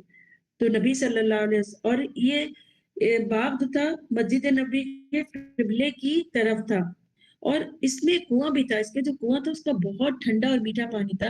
رسول صلی اللہ علیہ وسلم اکثر اس باغ میں جاتے، اس کی کھجوریں تناول فرماتے اور کنویں کا ٹھنڈا پانی بھی پیتے، اور آپ وہاں جا کر اکثر یہ کیا کرتے تھے. آپ صلی اللہ علیہ وسلم ابو طلحہ کے اس اقدام سے بہت خوش ہوئے رضی اللہ تعالیٰ عنہ، اور فرمایا کہ یہ تو بہت نفع بخش ہے، تم اسے اپنے رشتہ داروں میں بانٹ دو. اور انہوں نے ایسا ہی کیا. تو بعض دفعہ اللہ کے راستے میں دینا کیا ہوتا ہے، زیادہ آسان ہوتا ہے. ہم لوگ کیا کرتے ہیں، صدقہ خیرات جا کے کسی ادارے میں دے دیتے ہیں، کسی مدرسے میں دے دیتے ہیں، لیکن رشتہ داروں سے چونکہ انبن ہوئی بھی ہوتی ہے ان کو دینا آسان نہیں ہوتا، تو ہمیں وہ بڑا مشکل لگتا ہے. تو وہ جو مشکل کام ہے نا اس کا پھر اجر بھی بہت زیادہ ہے، ٹھیک ہے نا، کیونکہ انسانوں کی انسانوں سے ہی لگتی ہے نا. مدرسے، عمارتیں ہیں، اور اسی طرح دوسرے ادارے بھی، کوئی چیریٹی کے، کوئی اولڈ ایج ہوم، لیکن یہی جو بات ہے نا ذی القربہ، قریب کا رشتہ، وہاں دینا جو ہے نا بعض دفعہ لگی بھی ہوتی ہے آپس میں لڑائی جھگڑے اس میں، تو وہاں پر مال دینا بہت بڑی بات ہوتی ہے، تو اس کا اجر بھی بہت بڑا ہے. سورۃ الاعراف میں بھی آتا ہے 99 میں، خذ العفو وامر بالمعروف وعرض عن الجاہلین. جب یہ آیت نازل ہوئی تو جبریل علیہ السلام محمد صلی اللہ علیہ وسلم کے پاس آئے اور فرمایا یا محمد صلی اللہ علیہ وسلم، اللہ نے آپ کو حکم دیا ہے کہ آپ اس سے رشتہ جوڑیں جو آپ سے کاٹے، اس کو دے جو آپ کو محروم کرے، اس سے درگزر کرے جو آپ پر ظلم کرے. کیونکہ نبی صلی اللہ علیہ وسلم کے قریبی رشتہ دار بھی تھے، آپ کے مخالف ہو گئے تھے. جب اسلام پھیلنے لگا تو وہ قریبی رشتہ دار آپ کے مخالف ہو گئے. ہم نے جو پڑھا ہے ابو لہب کے بھی بارے میں کہ وہ کس طرح آپ کے اوپر پتھر برساتا تھا، اس کی بیوی آپ کی راہ میں کانٹے بچھاتی تھی، کچرا پھینکتی تھی، تو آپ کے قریبی رشتہ دار بھی آپ سے مخالف ہو گئے تھے. تو تب جبریل علیہ السلام نے کیا فرمایا کہ اللہ نے آپ کو حکم دیا کہ رشتے جوڑیں جو آپ سے کاٹے، اس کو دے جو آپ کو محروم کرے، اس سے درگزر کرے جو آپ پر ظلم کرے. کتنی سخت باتیں، انسان کا سوچنا بھی یہ مشکل کام ہے، لیکن جو کر گیا پار ہو گیا. تو مشکل ترین مرحلہ ایسا ہے رشتہ داروں کا کہ جن سے نہیں بن رہی ان سے ہی بنا کے رکھنا. تو یہ سارے دل کی وسعت کے کام ہیں.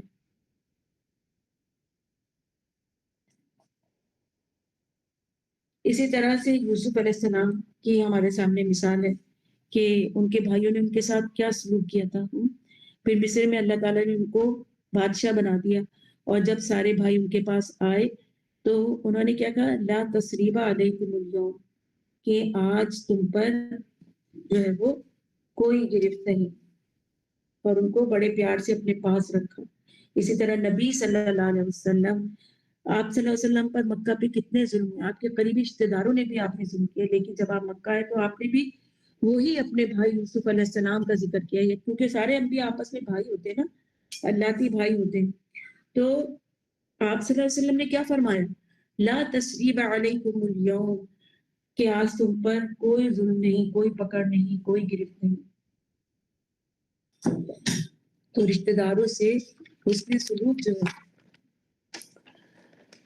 صلہ رحمی ایمان لانے کے بعد جو ہے وہ محبوب ترین عمل ہے. صلہ رحمی وہی ہے جو آپ کے ساتھ اچھا نہیں، آپ اس کے ساتھ اچھے ہوں. تو یہ کیا ہے ایکچولی؟ یہ نا ہمارے نفس کی ایکسرسائز ہے، ایک بہت کٹھن مشکل. جیسے کہ فوجیوں کی کیا کیا ایکسرسائز ہوتی ہے کہ ان کو تبتی ریٹ پہ جو ہے ڈالا جاتا ہے اور ان کو جو ہے وہ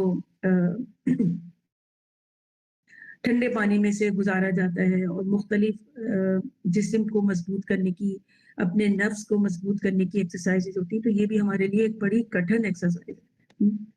تو رشتے دار آپ جو ہے وہ قریب کے، ان کے ساتھ صلہ رحمی بہت بڑا درجہ ہے. آپ صلی اللہ علیہ وسلم کی آخری وصیت میں بھی صلہ رحمی کے بارے میں حسن سلوک کا پتہ چلتا ہے، اور صلہ رحمی سے جو ہے وہ آپس میں محبت بڑھ جاتی ہے.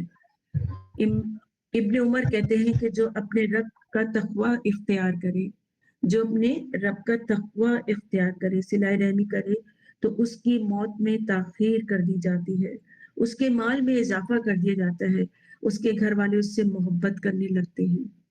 نبی صلی اللہ علیہ وسلم نے فرمایا جس نیکی کا بہت جلد اجر مل جاتا ہے وہ صلہ رحمی ہے. یہاں تک کہ کچھ گھرانوں کے لوگ فاسق اور فاجر ہوتے ہیں، لیکن جب وہ صلہ رحمی کرتے ہیں تو ان کے مال بڑھ جاتے ہیں، ان کے افراد کی کثرت ہو جاتی ہے. اللہ اکبر! فاسق اور فاجر کے گھر میں بھی اللہ تعالیٰ نے اس کے فوائد ڈال دیے صلہ رحمی کے، کہ ان کا مال بڑھ جاتا ہے اور ان کے افراد کی کثرت ہو جاتی ہے. اور صلہ رحمی سلامتی کے ساتھ جنت میں لے جانے والا کام ہے. اور اسی طرح سے قطع رحمی جو ہے، لوگوں سے رشتوں کو کاٹنا کیا ہے؟ ایسا وبال ہے کہ انسان مرنے سے پہلے وہ وبال دنیا میں ہی دیکھ لے گا. نبی صلی اللہ علیہ وسلم نے فرمایا کہ کوئی گناہ اس لائق نہیں کہ اللہ اس کے کرنے والے کو دنیا میں جلدی سزا دے دے اور اس کے ساتھ ساتھ آخرت میں بھی اس کی سزا جمع رکھے، سوائے قطع رحمی کے. ایک قطع رحمی دنیا اور آخرت دونوں میں جلدی ملنے والی جو ہے وہ قطع رحمی ہے. کیا کیا فرمایا پہ قطع رحمی؟ خیانت، جھوٹ کے، اور قطع رحمی کرنے والا کبھی جنت میں داخل نہیں ہوگا. اسی طرح اور اس میں آتا ہے حدیث میں کہ قطع رحمی کو جنت والے کو جنت کی خوشبو بھی نہیں پا سکے گا. اسی طرح نبی کریم صلی اللہ علیہ وسلم نے مدینے میں آ کر جو ابتدائی تعلیمات دی ان کے بارے میں سیدنا عبداللہ بن سلام کہتے ہیں کہ پہلی بات جو نبی صلی اللہ علیہ وسلم نے کی تھی وہ یہ کہ اے لوگوں، سلام کو خوب رواج دو اور کھانا کھلاؤ اور رشتوں کو جوڑو اور راتوں کو نماز پڑھو جبکہ لوگ سو رہے ہو، تم سلامتی کے ساتھ جنت میں داخل ہو جاؤ گے. اسی طرح نبی صلی اللہ علیہ وسلم نے فرمایا اللہ تعالیٰ نے فرمایا ہے کہ میں ہی اللہ ہوں اور میں ہی رحمان ہوں، میں نے ہی رحم یعنی رشتے کو پیدا کیا ہے اور اس کا نام اپنے نام رحمان سے نکالا ہے. اب جو اسے جوڑے گا میں بھی اسے جوڑوں گا، اور جو اسے کاٹے گا میں بھی اسے کاٹوں گا. نبی صلی اللہ علیہ وسلم نے فرمایا وہ شخص صلہ رحمی کرنے والا، رشتوں کو جوڑنے والا نہیں ہے جو احسان کے بدلے میں احسان کرتا ہے، بلکہ اصل صلہ رحمی کرنے والا وہ ہے جو اس سے قطع رحمی کی جائے تو صلہ رحمی کرے.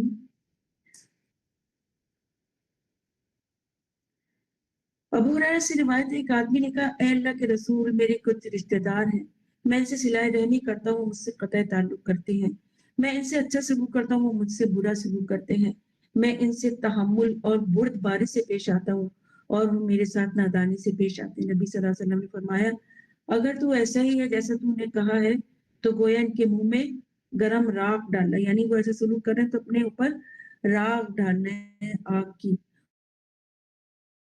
اور ان کے مقابلے میں تیرے ساتھ اللہ کی طرف سے ایک مددگار رہے گا جب تک تیرا یہی رویہ رہا، یعنی تو خوش رویے کے ساتھ، نیک رویے کے ساتھ رہا اور تیرے رشتہ دار بد سلوک رہے تو وہ گویا آگ، گرم آگ اپنے منہ میں لیے ہوئے اور تیرے ساتھ تیرا ایک مددگار فرشتہ ساتھ ہوگا. تو اس میں میرے پاس بہت سی احادیث ہے، جیسے نبی صلی اللہ علیہ وسلم نے فرمایا کہ جو شخص اللہ اور یوم آخرت پہ یقین رکھتا ہے اسے چاہیے کہ مہمان کی عزت کرے، جو شخص اللہ اور یوم آخرت پر ایمان رکھتا ہے اسے چاہیے کہ وہ صلہ رحمی کرے، جو شخص اللہ اور یوم آخرت پہ ایمان رکھتا ہے اسے چاہیے کہ بھلائی کی بات کرے ورنہ خاموش رہے. اسی طرح جو قطع رحمی کرتے ہیں، رسول صلی اللہ علیہ وسلم نے فرمایا کہ زیادتی اور قطع رحمی سے بڑھ کر کوئی گناہ ایسا نہیں جس کی سزا اللہ تعالیٰ دنیا میں بھی جلد دے دیتا ہے، جبکہ اس کے لیے آخرت کا عذاب بھی سنبھال رکھتا ہے۔ نبی صلی اللہ علیہ وسلم نے فرمایا رشتہ قطع کرنے والا جنت میں نہ جائے گا۔ تو یہ جو ہے تیسرے درجے پر تھا ذی القربہ۔ اب ہم پڑھتے ہیں یتامہ کے بارے میں کہ معاشرے میں انسانوں کے درجات رشتہ داروں سے شروع ہو کر پھر دور کے رشتہ دار، پھر رشتہ داروں میں ہی مساکین بھی ہوتے ہیں، یعنی وہ لوگ جن کو آمدنی اتنی نہیں کہ وہ گزر اوقات کے مطابق زندگی گزار سکے تو وہ مساکین میں آتے ہیں۔ تو یہ جیسے دائرہ کار جو ہے وہ انسانوں کی کیٹیگری کا بڑھ رہا ہے۔ اب اس میں آ جاتے ہیں ذی القربہ کے بعد والیتامہ، یتیم اپنے رشتہ داروں میں، ٹھیک ہے، اپنے رشتہ داروں میں بھی یتیم ہو سکتے ہیں اور دور کے رشتہ داروں میں بھی، پاس پڑوس میں بھی، اسی طرح جاننے والوں میں بھی، فیملی فرینڈز میں بھی۔ اور یتیم کیا ہوتے ہیں؟ بلوغت سے پہلے انسانوں میں جو ہے جس کے ماں باپ مر جائیں وہ یتیم ہے۔ بالغ ہونے سے پہلے کسی کا باپ مر گیا، ٹھیک ہے، کسی کا والد نہیں رہا تو وہ یتیم ہوگا۔ جب وہ بلوغت اس نے کراس کر لی تب وہ اب یتیمی میں نہیں آئے گا، ٹھیک ہے۔ کچھ لوگ ہوتے ہیں ساری عمر یتیم بنے رہتے ہیں، ہم تو یتیم تھے، نہیں، بالغ ہونے کے بعد یتیمی ختم، اب وہ یتیم نہیں کہلائے گا، یہ تو بلوغت کے بعد یتیمی نہیں ہوتی۔ اسی طرح جانوروں میں بھی یتیم ہوتے ہیں، کو پتہ ہے وہ جانور جس کی ماں فوت ہو جائے وہ یتیم ہوتا ہے، کیونکہ باپ کا تو پتہ ہی نہیں ہوتا نا کہ کس باپ کے ذریعے سے وہ باپ تو بھائی پیدا کیا پھر وہ بھاگ ہی جاتا ہے، پتہ ہی نہیں ہوتا، تو جس کی ماں فوت ہو جائے وہ جانور یتیم ہوتا ہے۔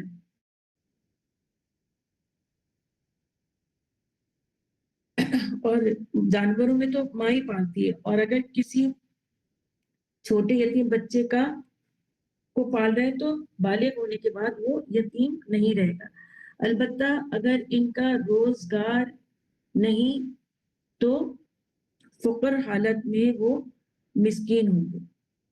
یتیم تو وہ ہیں کب تک ہیں؟ جب تک بالغ نہیں ہو جاتے، اور اگر وہ بالغ بھی ہو گئے اور ان کے پاس کوئی وہ حالت فقر میں تو پھر وہ مسکین ہوں گے، یتیم ہوں گے، وہ فقیر ہوں گے لیکن یتیم نہیں ہوں گے۔ یعنی فقر اور مسکینیت یہ بالغ ہونے کے بعد تک رہتی ہے اور یتیمی بالغ ہونے سے پہلے تک رہتی ہے۔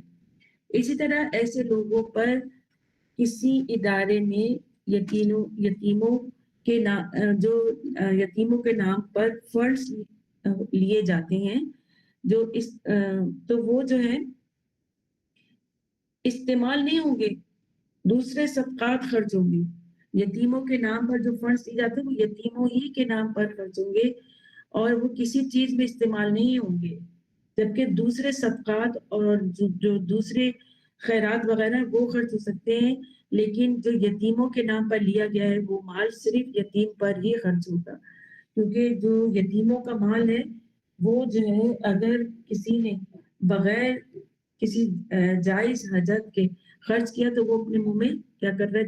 جہنم کی آگ رکھ رہا ہے، بہت اس کے لیے خرابی ہے۔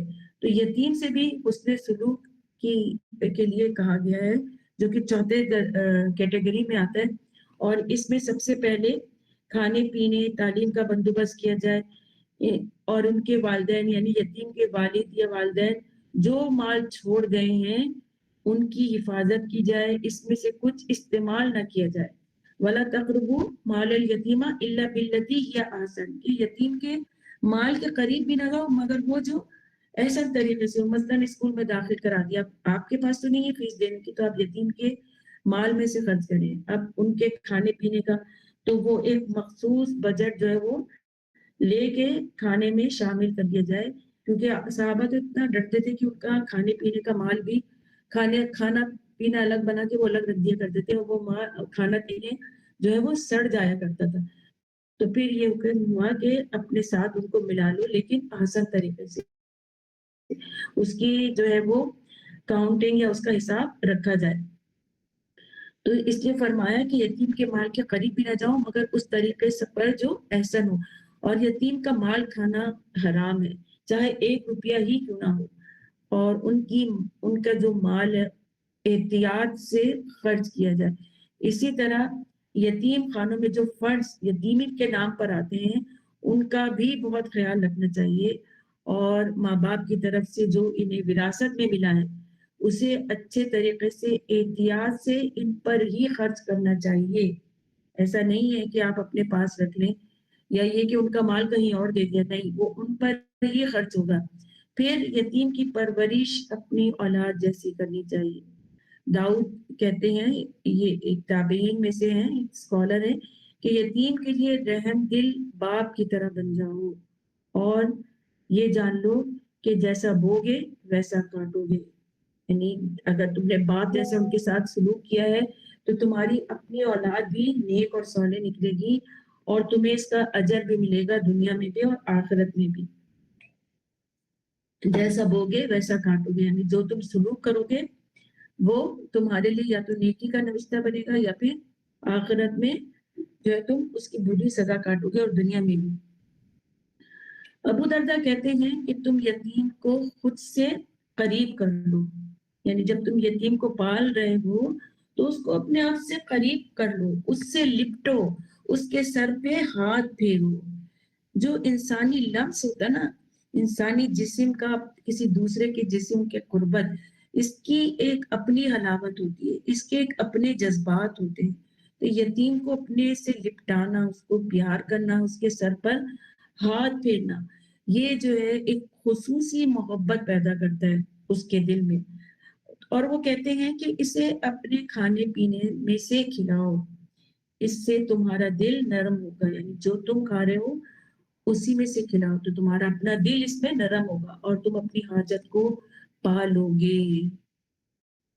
سبحان اللہ، کہ اس کے ساتھ نیک سلوک کرو گے تو تم اپنی ہی حاجتوں کو پالو گے، جو تمہاری خواہش ہوگی پھر اللہ تعالیٰ وہ پورا کرے گا یتیم کے ساتھ نیک سلوک کرنے میں۔ اسی طرح قرآن میں آتا ہے وَقُولُوا لَهُمْ قَوْلًا مَعْرُوفًا، کہ ان کے ساتھ بہترین معروف بات کرو، ان کے ساتھ بھلے طریقے سے اچھی بات کرو، یعنی بیوٹیفل کنورسیشن ہو، بائی لیٹرل کنورسیشن ہو۔ ایسا نہیں کہ اگر تم نے پال لیا تو اپنا حکم ان پہ صادر کر رہے ہو ایک سردار بن کے، اور ایک ظالم حکمران ہو جیسا تم ان کے ساتھ سلوک کر رہے ہو۔ نہیں، ان کے ساتھ کیا کرنا ہے؟ قولا معروفہ، نیک طریقے سے ان کے ساتھ بات کرنا ہے، عزت اور اخلاق کے ساتھ ان سے پیش آنا ہے۔ جیسے کہ اللہ تعالیٰ فرماتے ہیں کہ جب اللہ انسان کو آزماتا ہے اور اس کا رزق جو ہے وہ تنگ کر دیتا ہے تو وہ کہتا ہے کہ میرے رب نے مجھے ذلیل کر دیا۔ ہرگز نہیں، ہرگز ایسا نہیں ہے، تم یتیم کی عزت نہیں کرتے، تم یتیم کی عزت نہیں کرتے، تو رزق کی تنگی کی وجہ کہ تم یتیم کی عزت نہیں کرتے۔ اللہ تمہیں ذلیل نہیں کرتا، اللہ تمہارے رزق کو بند نہیں کرتا، کیونکہ تم یتیم کی عزت نہیں کرتے تو اللہ تعالیٰ بھی تم پر رزق کے دروازے بند کر دیتا ہے۔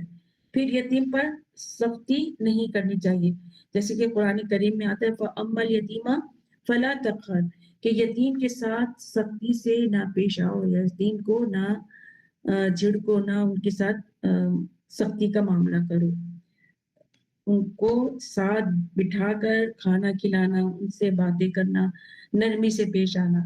ابو بکر بن حفص کہتے ہیں کہ عبداللہ رضی اللہ تعالیٰ عنہ جب بھی کھانا کھاتے ان کے دسترخوان پر یتیم ضرور ہوتا۔ نبی صلی اللہ علیہ وسلم نے فرمایا جو شخص مسلمان والدین کی کسی یتیم بچے کو اپنے کھانے اور اپنے پینے میں اس وقت تک شامل رکھتا ہے جب تک وہ خود کمانے نہیں لگ جاتا تو ایسے شخص کے لیے یقینی طور پر جنت واجب ہو جاتی ہے، اور اس کو شامل رکھتا ہے جب تک وہ خود کمانے نہیں لگ جاتا تو ایسے شخص کے لیے یقینی طور پر جنت واجب ہو جاتی ہے۔ یعنی ایک تو کھانے میں شامل رکھتا ہے اور دوسرے یہ کہ اس پہ خرچ کرتا ہے جب تک وہ کمانے کے قابل نہیں ہو جاتا، تو ایسے شخص پر جنت ہے، جنت کے دروازے کھل گئے، جنت اس پہ واجب ہو گئی، یعنی اپنی ذات سے وہ کما کے اس کو کھلا بھی رہا ہے اور اس کی ضروریات بھی پوری کر رہا ہے۔ پھر شفقت سے تعلیم دینا، یتیموں کو ان کی تعلیم کا بندوبست کرنا، وہ بھی شفقت کے ساتھ۔ عمر بن ابی سلمہ جو ابو سلمہ کے بیٹے تھے، ام سلمہ کون تھی؟ جو آپ کی بیوی تھی، تو ان کے بچے یتیم ہو گئے تھے، پھر آپ ان کے والد بن گئے تھے۔ وہ کہتے ہیں کہ میں چھوٹی عمر میں نبی صلی اللہ علیہ وسلم کے ہاں زیر پرورش تھا، کھاتے وقت میرا ہاتھ برتن میں چاروں طرف گھومتا تو رسول صلی اللہ علیہ وسلم نے فرمایا، بیٹے کھاتے وقت بسم اللہ پڑھو، دائیں ہاتھ سے کھاؤ اور اپنے آگے سے کھاؤ۔ یعنی پہلے بیٹا کہہ کے مخاطب کیا پیار سے آپ صلی اللہ علیہ وسلم نے، پھر آپ صلی اللہ علیہ وسلم نے اس کی تربیت کی کہ اس طرح سے کھانا کھاؤ۔ ان کے بچے تھے ام سلمہ کے، اور ابو سلمہ ان کے بیٹے، ان کے جو شوہر تھے وہ مر گئے تھے، تو آپ صلی اللہ علیہ وسلم کی ان سے شادی ہوئی تھی اور ان کے یتیم بچوں کی آپ نے کفالت کی تھی اور ان کی کس طرح سے آپ نے تربیت فرمائی۔ وہ کہتے ہیں کہ یعنی وہی جو ام سلمہ کے بیٹے، وہ کہتے ہیں کہ اس کے بعد میں ہمیشہ اسی ہدایت پر عمل کرتا رہا، کھلانے اور پلانے کے علاوہ جو ہے وہ تربیت بھی آپ صلی اللہ علیہ وسلم نے کی، اور تربیت بڑی ضروری ہوتی ہے۔ اور پھر یتیموں کی تربیت میں جیسے اپنی اولاد کی تربیت کی ہے کہ ہم بھائی ڈانٹ بھی دیتے ہیں بعض دفعہ اپنی اولاد کو، تو اس طرح یتیموں کے ساتھ بھی کیا جا سکتا ہے ان کی تربیت کے لیے۔ مثلا نماز کا کہنا، اگر وہ نہیں ڈانٹ رہے تو پھر اس کو ذرا اس کے فائدے بتانا، پھر بھی نہیں تو پھر ان کو ہلکا سا ڈانٹا بھی جا سکتا ہے جیسے اپنے بچوں کو ڈانٹا جاتا ہے۔ یعنی کہنے کا مقصد یہ ہے کہ جو اپنے بچوں کے ساتھ سلوک وہی ان کے ساتھ سلوک۔ پھر یتیم کا مورال بلند کرنا، کانفیڈینس دینا، ان کے ساتھ جب ہم پیار سے پیش آئیں گے، ان کو جھڑکیں گے نہیں، ان کو پورا تحفظ دیں گے، تو کیا ہوگا کہ ان کا مورال بلند ہوگا، ان کا اخلاقیات کے درجے ان کے بلند ہوں گے۔ جیسے نبی صلی اللہ علیہ وسلم بھی یتیم تھے نا، وہ تو یتیم پیدا ہوتے ہیں آپ صلی اللہ علیہ وسلم، لیکن انہوں نے کبھی بھی یہ نہیں کہا کہ ہائے میں یتیم تھا، انہوں نے اپنی یتیمی کے بارے میں کبھی رونا نہیں رویا، اور نہ ہی کبھی کوئی ایسی احساس محرومی ظاہر کی، کسی بھی سیلف پٹی کا شکار نہیں ہوئے آپ صلی اللہ علیہ وسلم۔ تو اسی طرح سے آپ جو پرورش کی آپ کے دادا نے تو بہت محبت سے کی، اسی طرح ہمیں بھی یتیموں کے لیے محبت اور ان کے کانفیڈینس کو بلڈ اپ کرنا چاہیے تاکہ ان کا مورال بلند ہو، معاشرے میں ایک عزت دار انسان کی حیثیت سے رہ سکیں۔ اور جتنے بھی دیکھیں بڑے بڑے اسکالر ہیں وہ پیدائشی یتیم تھے، جیسے امام شافعی، امام مالک، امام احمد بن حنبل یتیم تھے، امام ابن جوزی وغیرہ، یہ سارے یتیم ہی پیدا ہوئے۔ کتنا زیادہ ان کو اپنی زندگی میں کمی محسوس ہوگی، لیکن انہوں نے اس کمی کو کمزوری نہیں بنایا اور آگے بڑھتے گئے۔ آج تک علم کی دنیا میں ان کا نام سنہری حرفوں سے لکھا جاتا ہے۔ اور یتیموں کے بارے میں حضور صلی اللہ علیہ وسلم نے فرمایا، سہل بن سعد کی روایت ہے، رسول صلی اللہ علیہ وسلم نے فرمایا، میں اور وہ شخص جو کسی رشتہ دار یا غیر رشتہ دار یتیم کی کفالت کرے جنت میں اس طرح ہوں گے۔ یہ فرما کے آپ نے شہادت کی انگلی اور بیچ کی انگلی کو اٹھا کر دکھایا اور دونوں انگلیوں کے درمیان تھوڑا سا فاصلہ رکھا، یعنی دو انگلیوں کو ملا کر دکھایا کہ اس طرح سے میں اور یتیم کی کفالت کرنے والا جنت میں ہوگا۔ یہ بخاری کی روایت ہے۔ حضرت ابو ہریرہ رضی اللہ علیہ وسلم کا ارشاد نقل کرتے ہیں کہ مسلمانوں کے گھروں میں بہترین گھر وہ ہے جس میں کسی یتیم سے نیک سلوک ہو رہا ہو، اور بدترین گھر وہ ہے جس میں کسی یتیم سے برا سلوک ہو رہا ہو۔ اسی طرح حضرت امامہ کہتے ہیں حضور صلی اللہ علیہ وسلم نے فرمایا، جس نے کسی یتیم کے سر پر ہاتھ پھیرا اور محض اللہ کی خاطر پھیرا، اس بچے کے ہر بال کے بدلے جس پر اس شخص کا ہاتھ گزرا اس کے لیے نیکی لکھی جاتی ہے۔ اور جس نے کسی یتیم لڑکے یا لڑکی کے ساتھ نیک برتاؤ کیا اور وہ اور میں جنت میں اس طرح ہوں گے۔ تو آپ صلی اللہ علیہ وسلم نے دو انگلیاں اشارے سے ملا کے اٹھا کے دکھائی۔ رسول حضرت ابو ہریرہ فرماتے ہیں کہ ایک شخص نے رسول صلی اللہ علیہ وسلم سے شکایت کی کہ میرا دل بہت سخت ہے. آپ صلی اللہ علیہ وسلم نے فرمایا کہ یتیم کے سر پر ہاتھ پھیرا کرو، یتیم کے سر پر ہاتھ پھیر اور مسکین کو کھانا کھلا، اس سے دل نرم ہو جائے گا. اب یہاں پر یہ تھی چوتھی کیٹیگری والیتامہ. پانچویں دیکھیے والمساکین، اور مسکین کے ساتھ نیک سلوک. ابھی ہم یتیم کے بارے میں پڑھ رہے تھے اور اب ہم مسکینوں کے بارے میں پڑھیں گے کہ مسکین کون ہوتا ہے. مسکین وہ شخص ہوتا ہے جس کے پاس گزر اوقات کے لیے اتنا بھی نہیں ہوتا کہ وہ اپنی زندگی جو ہے وہ کچھ بہتر طریقے سے گزار لے. تو وہ شخص جس کے پاس کچھ نہ ہو، وہ شخص جس کے پاس اتنا نہ ہو جو اس کے عیال کے لیے کافی ہو، عاجز، کمزور، فقیر، یا ایسا شخص جو کسی چیز کا مالک نہ ہو. حتیٰ کہ گھر بھی بہت سے لوگ کرائے کے گھر میں بھی رہتے ہیں، تو اس کا تعلق جو ہے وہ ایسے عاجز اور فقیر لوگوں سے ہے. تو عربی لفظ میں جو ہے یہ مساکین، مسکین یعنی سکون سے، جس کے معنی ٹھہراؤ سے ہیں کہ مسکین وہ شخص ہے جو نہ لوگوں سے مانگتا ہے اور نہ لوگوں کو محسوس کرواتا ہے اور نہ لوگوں کو کے پاس چمٹ چمٹ کے ان سے مانگتا ہے. مسکین انتہائی عاجز اور منکسر المزاج بھی ہوتا ہے. ایک تو وہ ہوتا ہے نا جس کے پاس کوئی مال نہیں، جس کے پاس وقت گزارے کے لیے جو ہے وہ زندگی تنگ ہو گئی، اور منکسر المزاج کو بھی مسکین کہتے ہیں. عاجز طبیعت نا، یعنی عاجزی والی طبیعت، اس کو بھی مسکین کہتے ہیں. اور مسکین وہ بھی ہے کہ اپنی ضروریاتی زندگی میں کسی کو بتانا گوارا نہیں کرتا.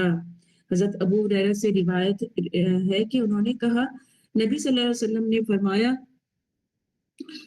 مسکین وہ نہیں جسے ایک یا دو کھجوریں اور ایک یا دو لقمے در بدر پھرنے پر مجبور کر دیں.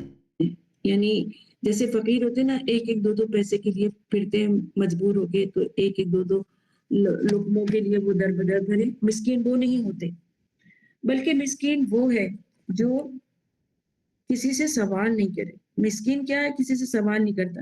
اگر تم مطلب سمجھنا چاہو تو یہ آیت پڑھ لو گی، لا یسألون الناس الحافا. سورہ بقرہ کی یاد ہے، الحافا یعنی چمٹنا. لحاف سے ہے نا، لحاف بھی کیا ہوتا ہے؟ باڈی میں چمٹ جاتا ہے نا، سردی میں جو ہم لحاف اوڑھتے ہیں. تو وہ بھی مسکین کیا ہوتا ہے کہ لوگوں سے چمٹ چمٹ کے پیسے نہیں مانگتے، قریب جا کے انہیں ہاتھ لگا کے ان کو پکڑ کے کہ بھائی مجھے پیسے دے دو، ایسے نہیں مانگتے. وہ اپنی ضرورت کسی سے کہتے ہی نہیں، وہ ہوتے مسکین. تو اور یعنی سوال نہیں کرتے وہ. تو سوال کرنا مسکین کے خلاف نہیں ہے، لیکن سوال میں کیا کرتے ہیں وہ لوگ ایک ایک دو دو پیسے مانگنے کے لیے لوگوں سے چمٹنے نہیں ہیں، پیچھے نہیں پڑتے، اور شرم و حیا اور اپنی عزت نفس کا خیال رکھتے ہیں، اور اسی وجہ سے وہ لوگوں کے سامنے اپنی حاجت مندی ظاہر نہیں کرتے اور نہ ہی کسی سے مانگتے ہیں. ایسے مسکینوں کی خدمت میں مدد کرنا شرعاً مطلوب ہے اور محبوب ہے، پسندیدہ ہے.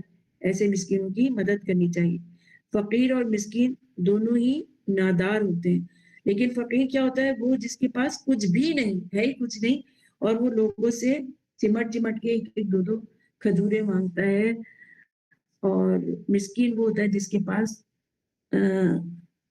کچھ نہ کچھ تھوڑا بہت ہوتا ہے، لیکن ساری ضروریاتیں اس کی پوری نہیں ہوتی. تو زکوٰۃ جو ہے فقیر کے لیے بھی ہوتی ہے اور مسکین کے لیے بھی ہوتی ہے. اور مسکین کا جو لفظ جو ہے وہ سین کاف نون سے ہے، سکنہ، اور سکین یعنی سین کاف یا سکین. سکین چھری کو کہتے ہیں، جس سے کاٹتے نا، چھری کو کہتے ہیں عربی زبان میں، کیونکہ جب اس سے جانور کاٹا جاتا ہے تو اس کی حرکت ختم ہو جاتی ہے، تو اور وہ ساکن ہو جاتا ہے، سکون میں آ جاتا ہے وہ جانور. اور مسکین بھی جب فاقوں میں ہوتا ہے تو وہ بھی کچھ نہیں کر پاتا، وہ بھی سکون میں ہی گھر میں پڑا رہتا ہے. جبکہ کھاتا پیتا انسان میں انرجی ہوتی ہے، وہ بھاگ دوڑ کرتا ہے، ادھر ادھر جاتا ہے، لیکن مسکین کو معاشرے میں کوئی جو ہے وہ انکریج نہیں کرتا اور وہ پیچھے سے پیچھے ہوتا جاتا ہے، یعنی ایک سکون سے پڑا ہے ایک طرف، اس کی کوئی گروتھ نہیں ہو رہی معاشرے میں اور فقر میں مبتلا رہتا ہے. اس لیے نبی صلی اللہ علیہ وسلم نے فقر سے بچنے کی بھی پناہ مانگی. اللہم انی اعوذ بک من الفقری من الکفری والفقری، کہ اللہ میں تیری پناہ چاہتا ہوں کفر سے اور فقر سے.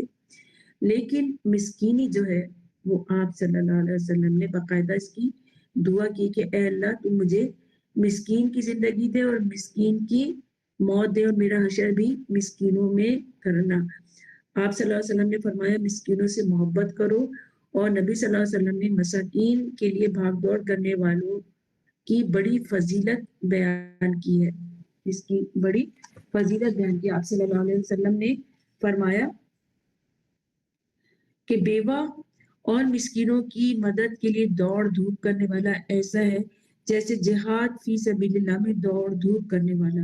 اور ابو ہریرہ کہتے ہیں کہ مجھے یہ خیال ہوتا کہ حضور صلی اللہ علیہ وسلم نے یہ بھی فرمایا تھا کہ وہ ایسا شخص ہے جیسے وہ شخص جو نماز میں کھڑا رہے اور آرام نہ لے، اور جو پے در پے روزے رکھے اور کبھی روزہ نہ چھوڑے. یعنی اتنی عبادت کرنے والا اس شخص کے برابر ہے جو کہ مسکین کی مدد کر رہا ہے.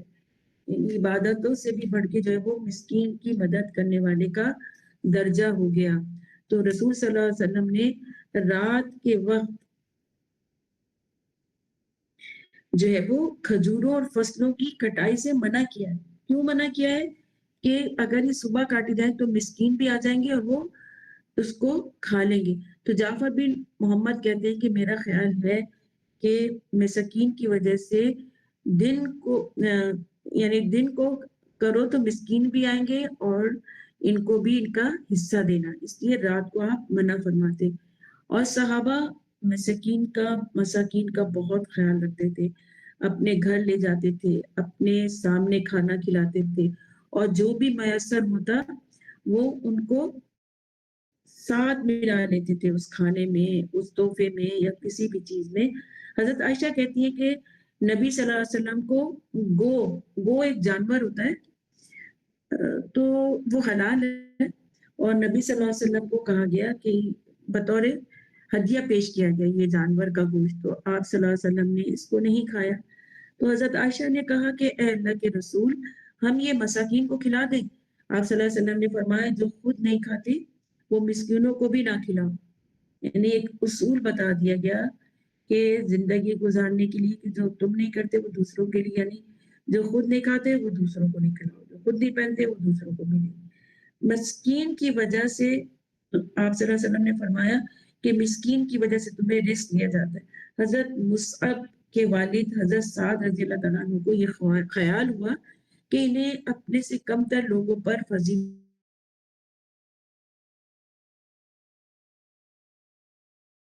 حاصل ہے، وجہ سے مدد انہی کمزوروں کی مدد سے مدد کیے جاتے ہیں اور رزق دیے جاتے ہیں. یعنی تمہیں جو اتنا رزق مل رہا ہے نا اور تم جو اتنے بڑے اس پر آ گئے ہو درجے پہ، تو تمہیں تمہارے کمزور لوگوں کی وجہ سے جنہیں تم کھلا پلا رہے ہو ان کی وجہ سے تمہیں رزق دیا جا رہا ہے. کتنی بڑی بات ہے. صحیح بخاری کی یہ روایت ہے.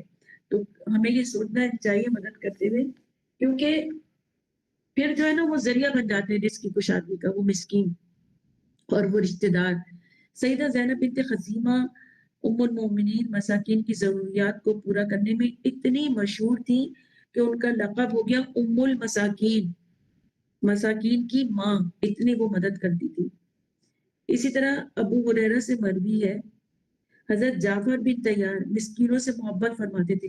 ان کے پاس بیٹھے مسکین ان کے پاس بیٹھتے ان سے باتیں کرتے اور ان کی باتیں سنتے. اس لیے رسول صلی اللہ علیہ وسلم نے آپ کو ابو المساکین کا لقب دیا. مسکین سے محبت خوف خدا کی علامت ہے. جو اللہ سے ڈرتا ہے نا وہ مسکین سے محبت کرتا ہے. سورۃ الدہر آیت 8 سے لے کے 10 تک میں آتا ہے کہ اللہ کی محبت میں مسکین، یتیم اور قیدی کو کھانا کھلاتے ہیں اور ان سے کہتے ہیں کہ ہم تم سے نہ کوئی بدلہ چاہتے ہیں نہ شکریہ. یعنی ہم نے تمہیں اللہ کی راہ میں اللہ کی محبت میں کھلایا ہے، ہمیں تم سے کوئی بدلہ نہیں چاہیے. اور آپ صلی اللہ علیہ وسلم یہ دعا کرتے تھے اللہم احیانی مسکین و امتنی مسکین وحشرنی فی زمرات المساکین، کہ اللہ تو مجھے مسکینوں میں زندہ رکھ اور مسکینوں کے ساتھ ہی موت دینا اور میرا حشر یعنی مسکینوں کے گروہ میں سے ہوں حضرت قیامت کے دن. حضرت عائشہ نے عرض کیا کہ یا رسول اللہ آپ ایسی دعا کیوں مانگ رہے ہیں؟ آپ صلی اللہ علیہ وسلم نے فرمایا کہ مسکین لوگ مالدار لوگوں سے 40 سال پہلے جنت میں داخل ہوں گے. اے عائشہ کسی بھی مسکین کو خالی ہاتھ نہ بھیجنا، اس کے لیے خواہ تمہیں کھجور کا ایک ٹکڑا ہی کیوں نہ دینا پڑے. نبی صلی اللہ علیہ وسلم نے فرمایا، جامع ترمذی کی روایت ہے کہ اے عائشہ مسکین سے محبت کرو اور ان کے قریب رہو، اس کی وجہ سے اللہ تمہیں قیامت والے دن اپنے قرب سے نوازے گا. اللہ اکبر. اب اس کے بعد یہاں پر یہ جو رشتے بتائے گئے ہیں کہ والدین کے ساتھ حسن سلوک، رشتہ داروں کے ساتھ، پھر یتامہ اور پھر مساکین، اور ان سب سے پھر معاملہ کیسا کرنا ہے. وَقُولُوا لِلنَّاسِ حُسْنًا، کہ ان سے جو ہے وہ بھلی بات کہنا، اچھی بات کہنا. وَقُولُوا لِلنَّاسِ حُسْنًا، اور لِلنَّاسِ ناس کا لفظ آیا ہے. اب ناس میں تمام لوگ آ جاتے ہیں، مسلمان، کافر، یہودی، عیسائی، سب سے اچھی بات کرنا. تو اب اس آیت کو 3 چیزوں میں جو ہے وہ ڈیوائڈ کیا گیا. پہلا عقیدہ، پھر یہ دوسرے معاملات، اور آخر میں آ جائے گا واقعی الصلاۃ وآتوا الزکاۃ، یہ باتیں ہو جائیں گی. اور تو قرآن نے جو ہے وہ ایک بنیادی اصول بیان کیا ہے کہ جو لوگوں کے درمیان تعلق، آپس کی محبت اور رحم دلی کو مضبوط کرتا ہے. یہ اصول کیا ہے کہ بات کرنے کے انداز میں ہے، سختی کو ترک کرنے میں ہے، اور نرمی اختیار کرنے میں ہے، اور یہ کہ جو بھی بات کا مقصد ہو وہ خیر ہو، شر نہ ہو. اور ہر اچھی بات جو ہے وہ خیر ہی خیر ہے. اور خیر والی بات کیا ہوتی ہے؟ اچھی اور حسین بات ہوتی ہے. اچھے الفاظ ہمیشہ دلوں کو جوڑتے ہیں. اسی طرح نرم بات جو ہے وہ صدقہ ہے. قولوا للناس حسنا میں جو ہے وہ باتوں کا انداز، باتوں کے الفاظ، باتوں کی نرمی، یہ سب بھی آ جائے گا. اور اسی طرح باڈی لینگویج بھی آ جائے گی. ایسا نہیں ہے کہ کسی سے بات کر رہے ہیں تو ایک اکڑ کے ساتھ بیٹھے ہوئے ہیں، اکڑ کے ساتھ کھڑے میں ہیں، اپنا باڈی پوسچر ایسا بتایا ہوا ہے کہ آپ کوئی بہت بڑی چیز ہے. نہیں، باڈی لینگویج میں بھی جو ہے وہ ایک خاص قسم کی نرمی اور جھکاؤ ہو. اور اس میں قولوا للناس میں حسنہ میں دلوں کو تسلی دینا اور جذبات کا خیال رکھنا بھی ہے. اور اپنے جو الفاظ ہیں وہ بھی چنندہ ہوں، چن کر بولے جائیں. کیونکہ بعض دفعہ انسانوں کے دل بہت اچھے ہوتے ہیں لیکن ان کی زبان ایسی ہوتی ہے کہ دوسروں کو اس سے تکلیف ہوتی. تو الفاظ کا چناؤ بھی بہتر ہو. پاکیزہ اور صاف دل بن کر جو ہے وہ زندگی جو ہے وہ گزارنا، اور اس میں پاکیزہ الفاظ کا چناؤ قولوا للناس حسنہ میں آتا ہے. اور پھر امر بالمعروف و نہی عن المنکر، سلام کرنا، علم سکھانا، اور لوگوں سے حشاش بشاش چہرے سے ملنا. بعض دفعہ آپ کسی کے یہاں جائیں تو آپ کو سامنے صاف نظر آ جاتا ہے کہ آپ کا جانا وہاں ان کو پسند نہیں آیا. تو یہ بھی قولوا للناس حسنہ کے منافی ہے. تو جب ہم کسی سے بات کرتے ہیں نا تو ہم اپنے آپ کو بیچتے ہیں. اب وی سیل اور سیل. اپنے آپ کو بیچنے کا کیا مطلب ہے؟ آپ اپنی بولی لگا رہے ہوتے کہ وہ آپ کو اخلاق کے کس کیٹیگری میں رکھتا ہے.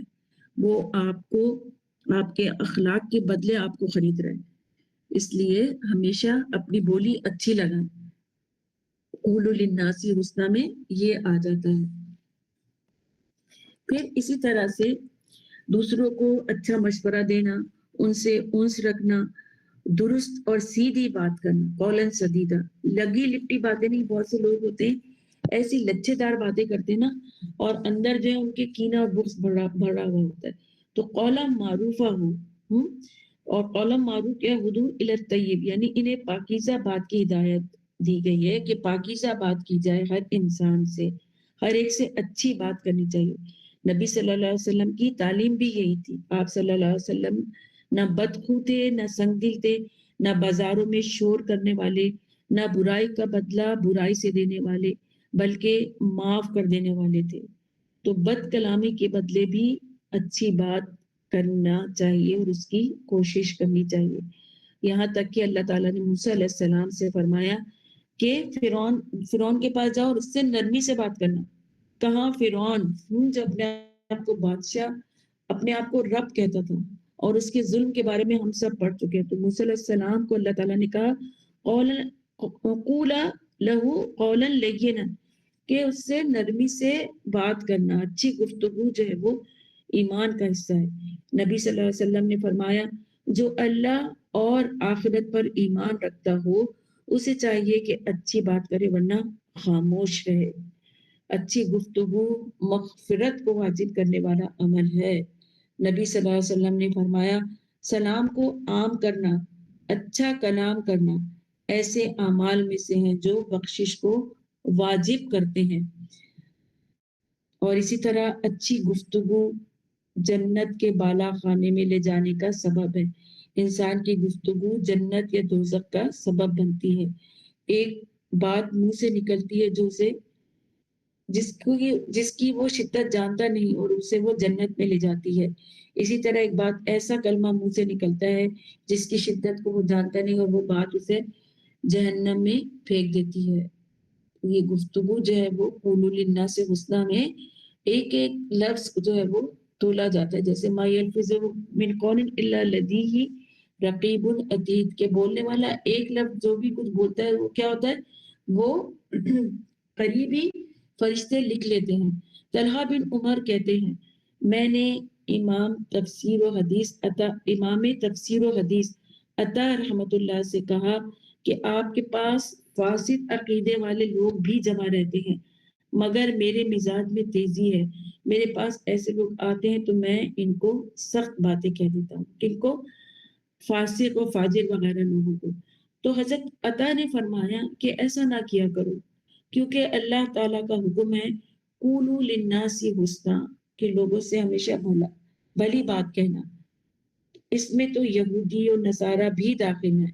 مسلمان خواہ کیسا ہی ہو وہ کیوں نہ داخل ہوگا جنت میں، یعنی وہ لوگوں کے ساتھ بھلائی کی بات کرے. تو اس میں قولوا للناس حسنا میں یہودی نصارہ مسلمان سب اسی میں آ جاتے ہیں. اسی طرح حضرت انس رحمت اللہ فرماتے ہیں کہ بھلائی کا حکم تو برائی سے روکو، بردباری، درگزر اور خطاؤں کی معافی کو اپنا شیوا بنا لو، یہی اچھا خلق ہے جسے اختیار کرنا چاہیے. رسول اللہ صلی اللہ علیہ وسلم فرماتے ہیں اچھی چیز کو حقیر چیز نہ سمجھو، اگرچہ کچھ نہ ہو سکے تو اپنے بھائیوں سے ہنستے ہوئے چہرے کے ساتھ ملاقات کیا کرو. ہنستے ہوئے چہرے کے ساتھ ملاقات کیا کرو، یعنی حشاش بشاش اوپن جیسچر کے ساتھ ان سے ملاقات کرو. تو یہ ہے قولوا للناس حسنا میں آ جاتا ہے. پھر اب عبادات، یہاں تک معاملات کی بات تھی قولوا للناس حسنا میں. اب عبادات میں آ گیا باقی الصلاۃ وآتوا الزکاۃ. تو یہ ہماری دو چیزیں رہ گئی ہیں جسے ہم انشاءاللہ نیکسٹ ٹائم کر لیں گے، کیونکہ یہ بھی کافی ڈیٹیل میں یہ جو یہ دونوں عبادات میں آ جائیں گی. وآخر دعوانا ان الحمدللہ رب العالمین. سبحانک اللہم و بحمدک نشہد ان لا الہ الا انت نستغفرک و نتوب الیک. السلام علیکم ورحمۃ اللہ وبرکاتہ.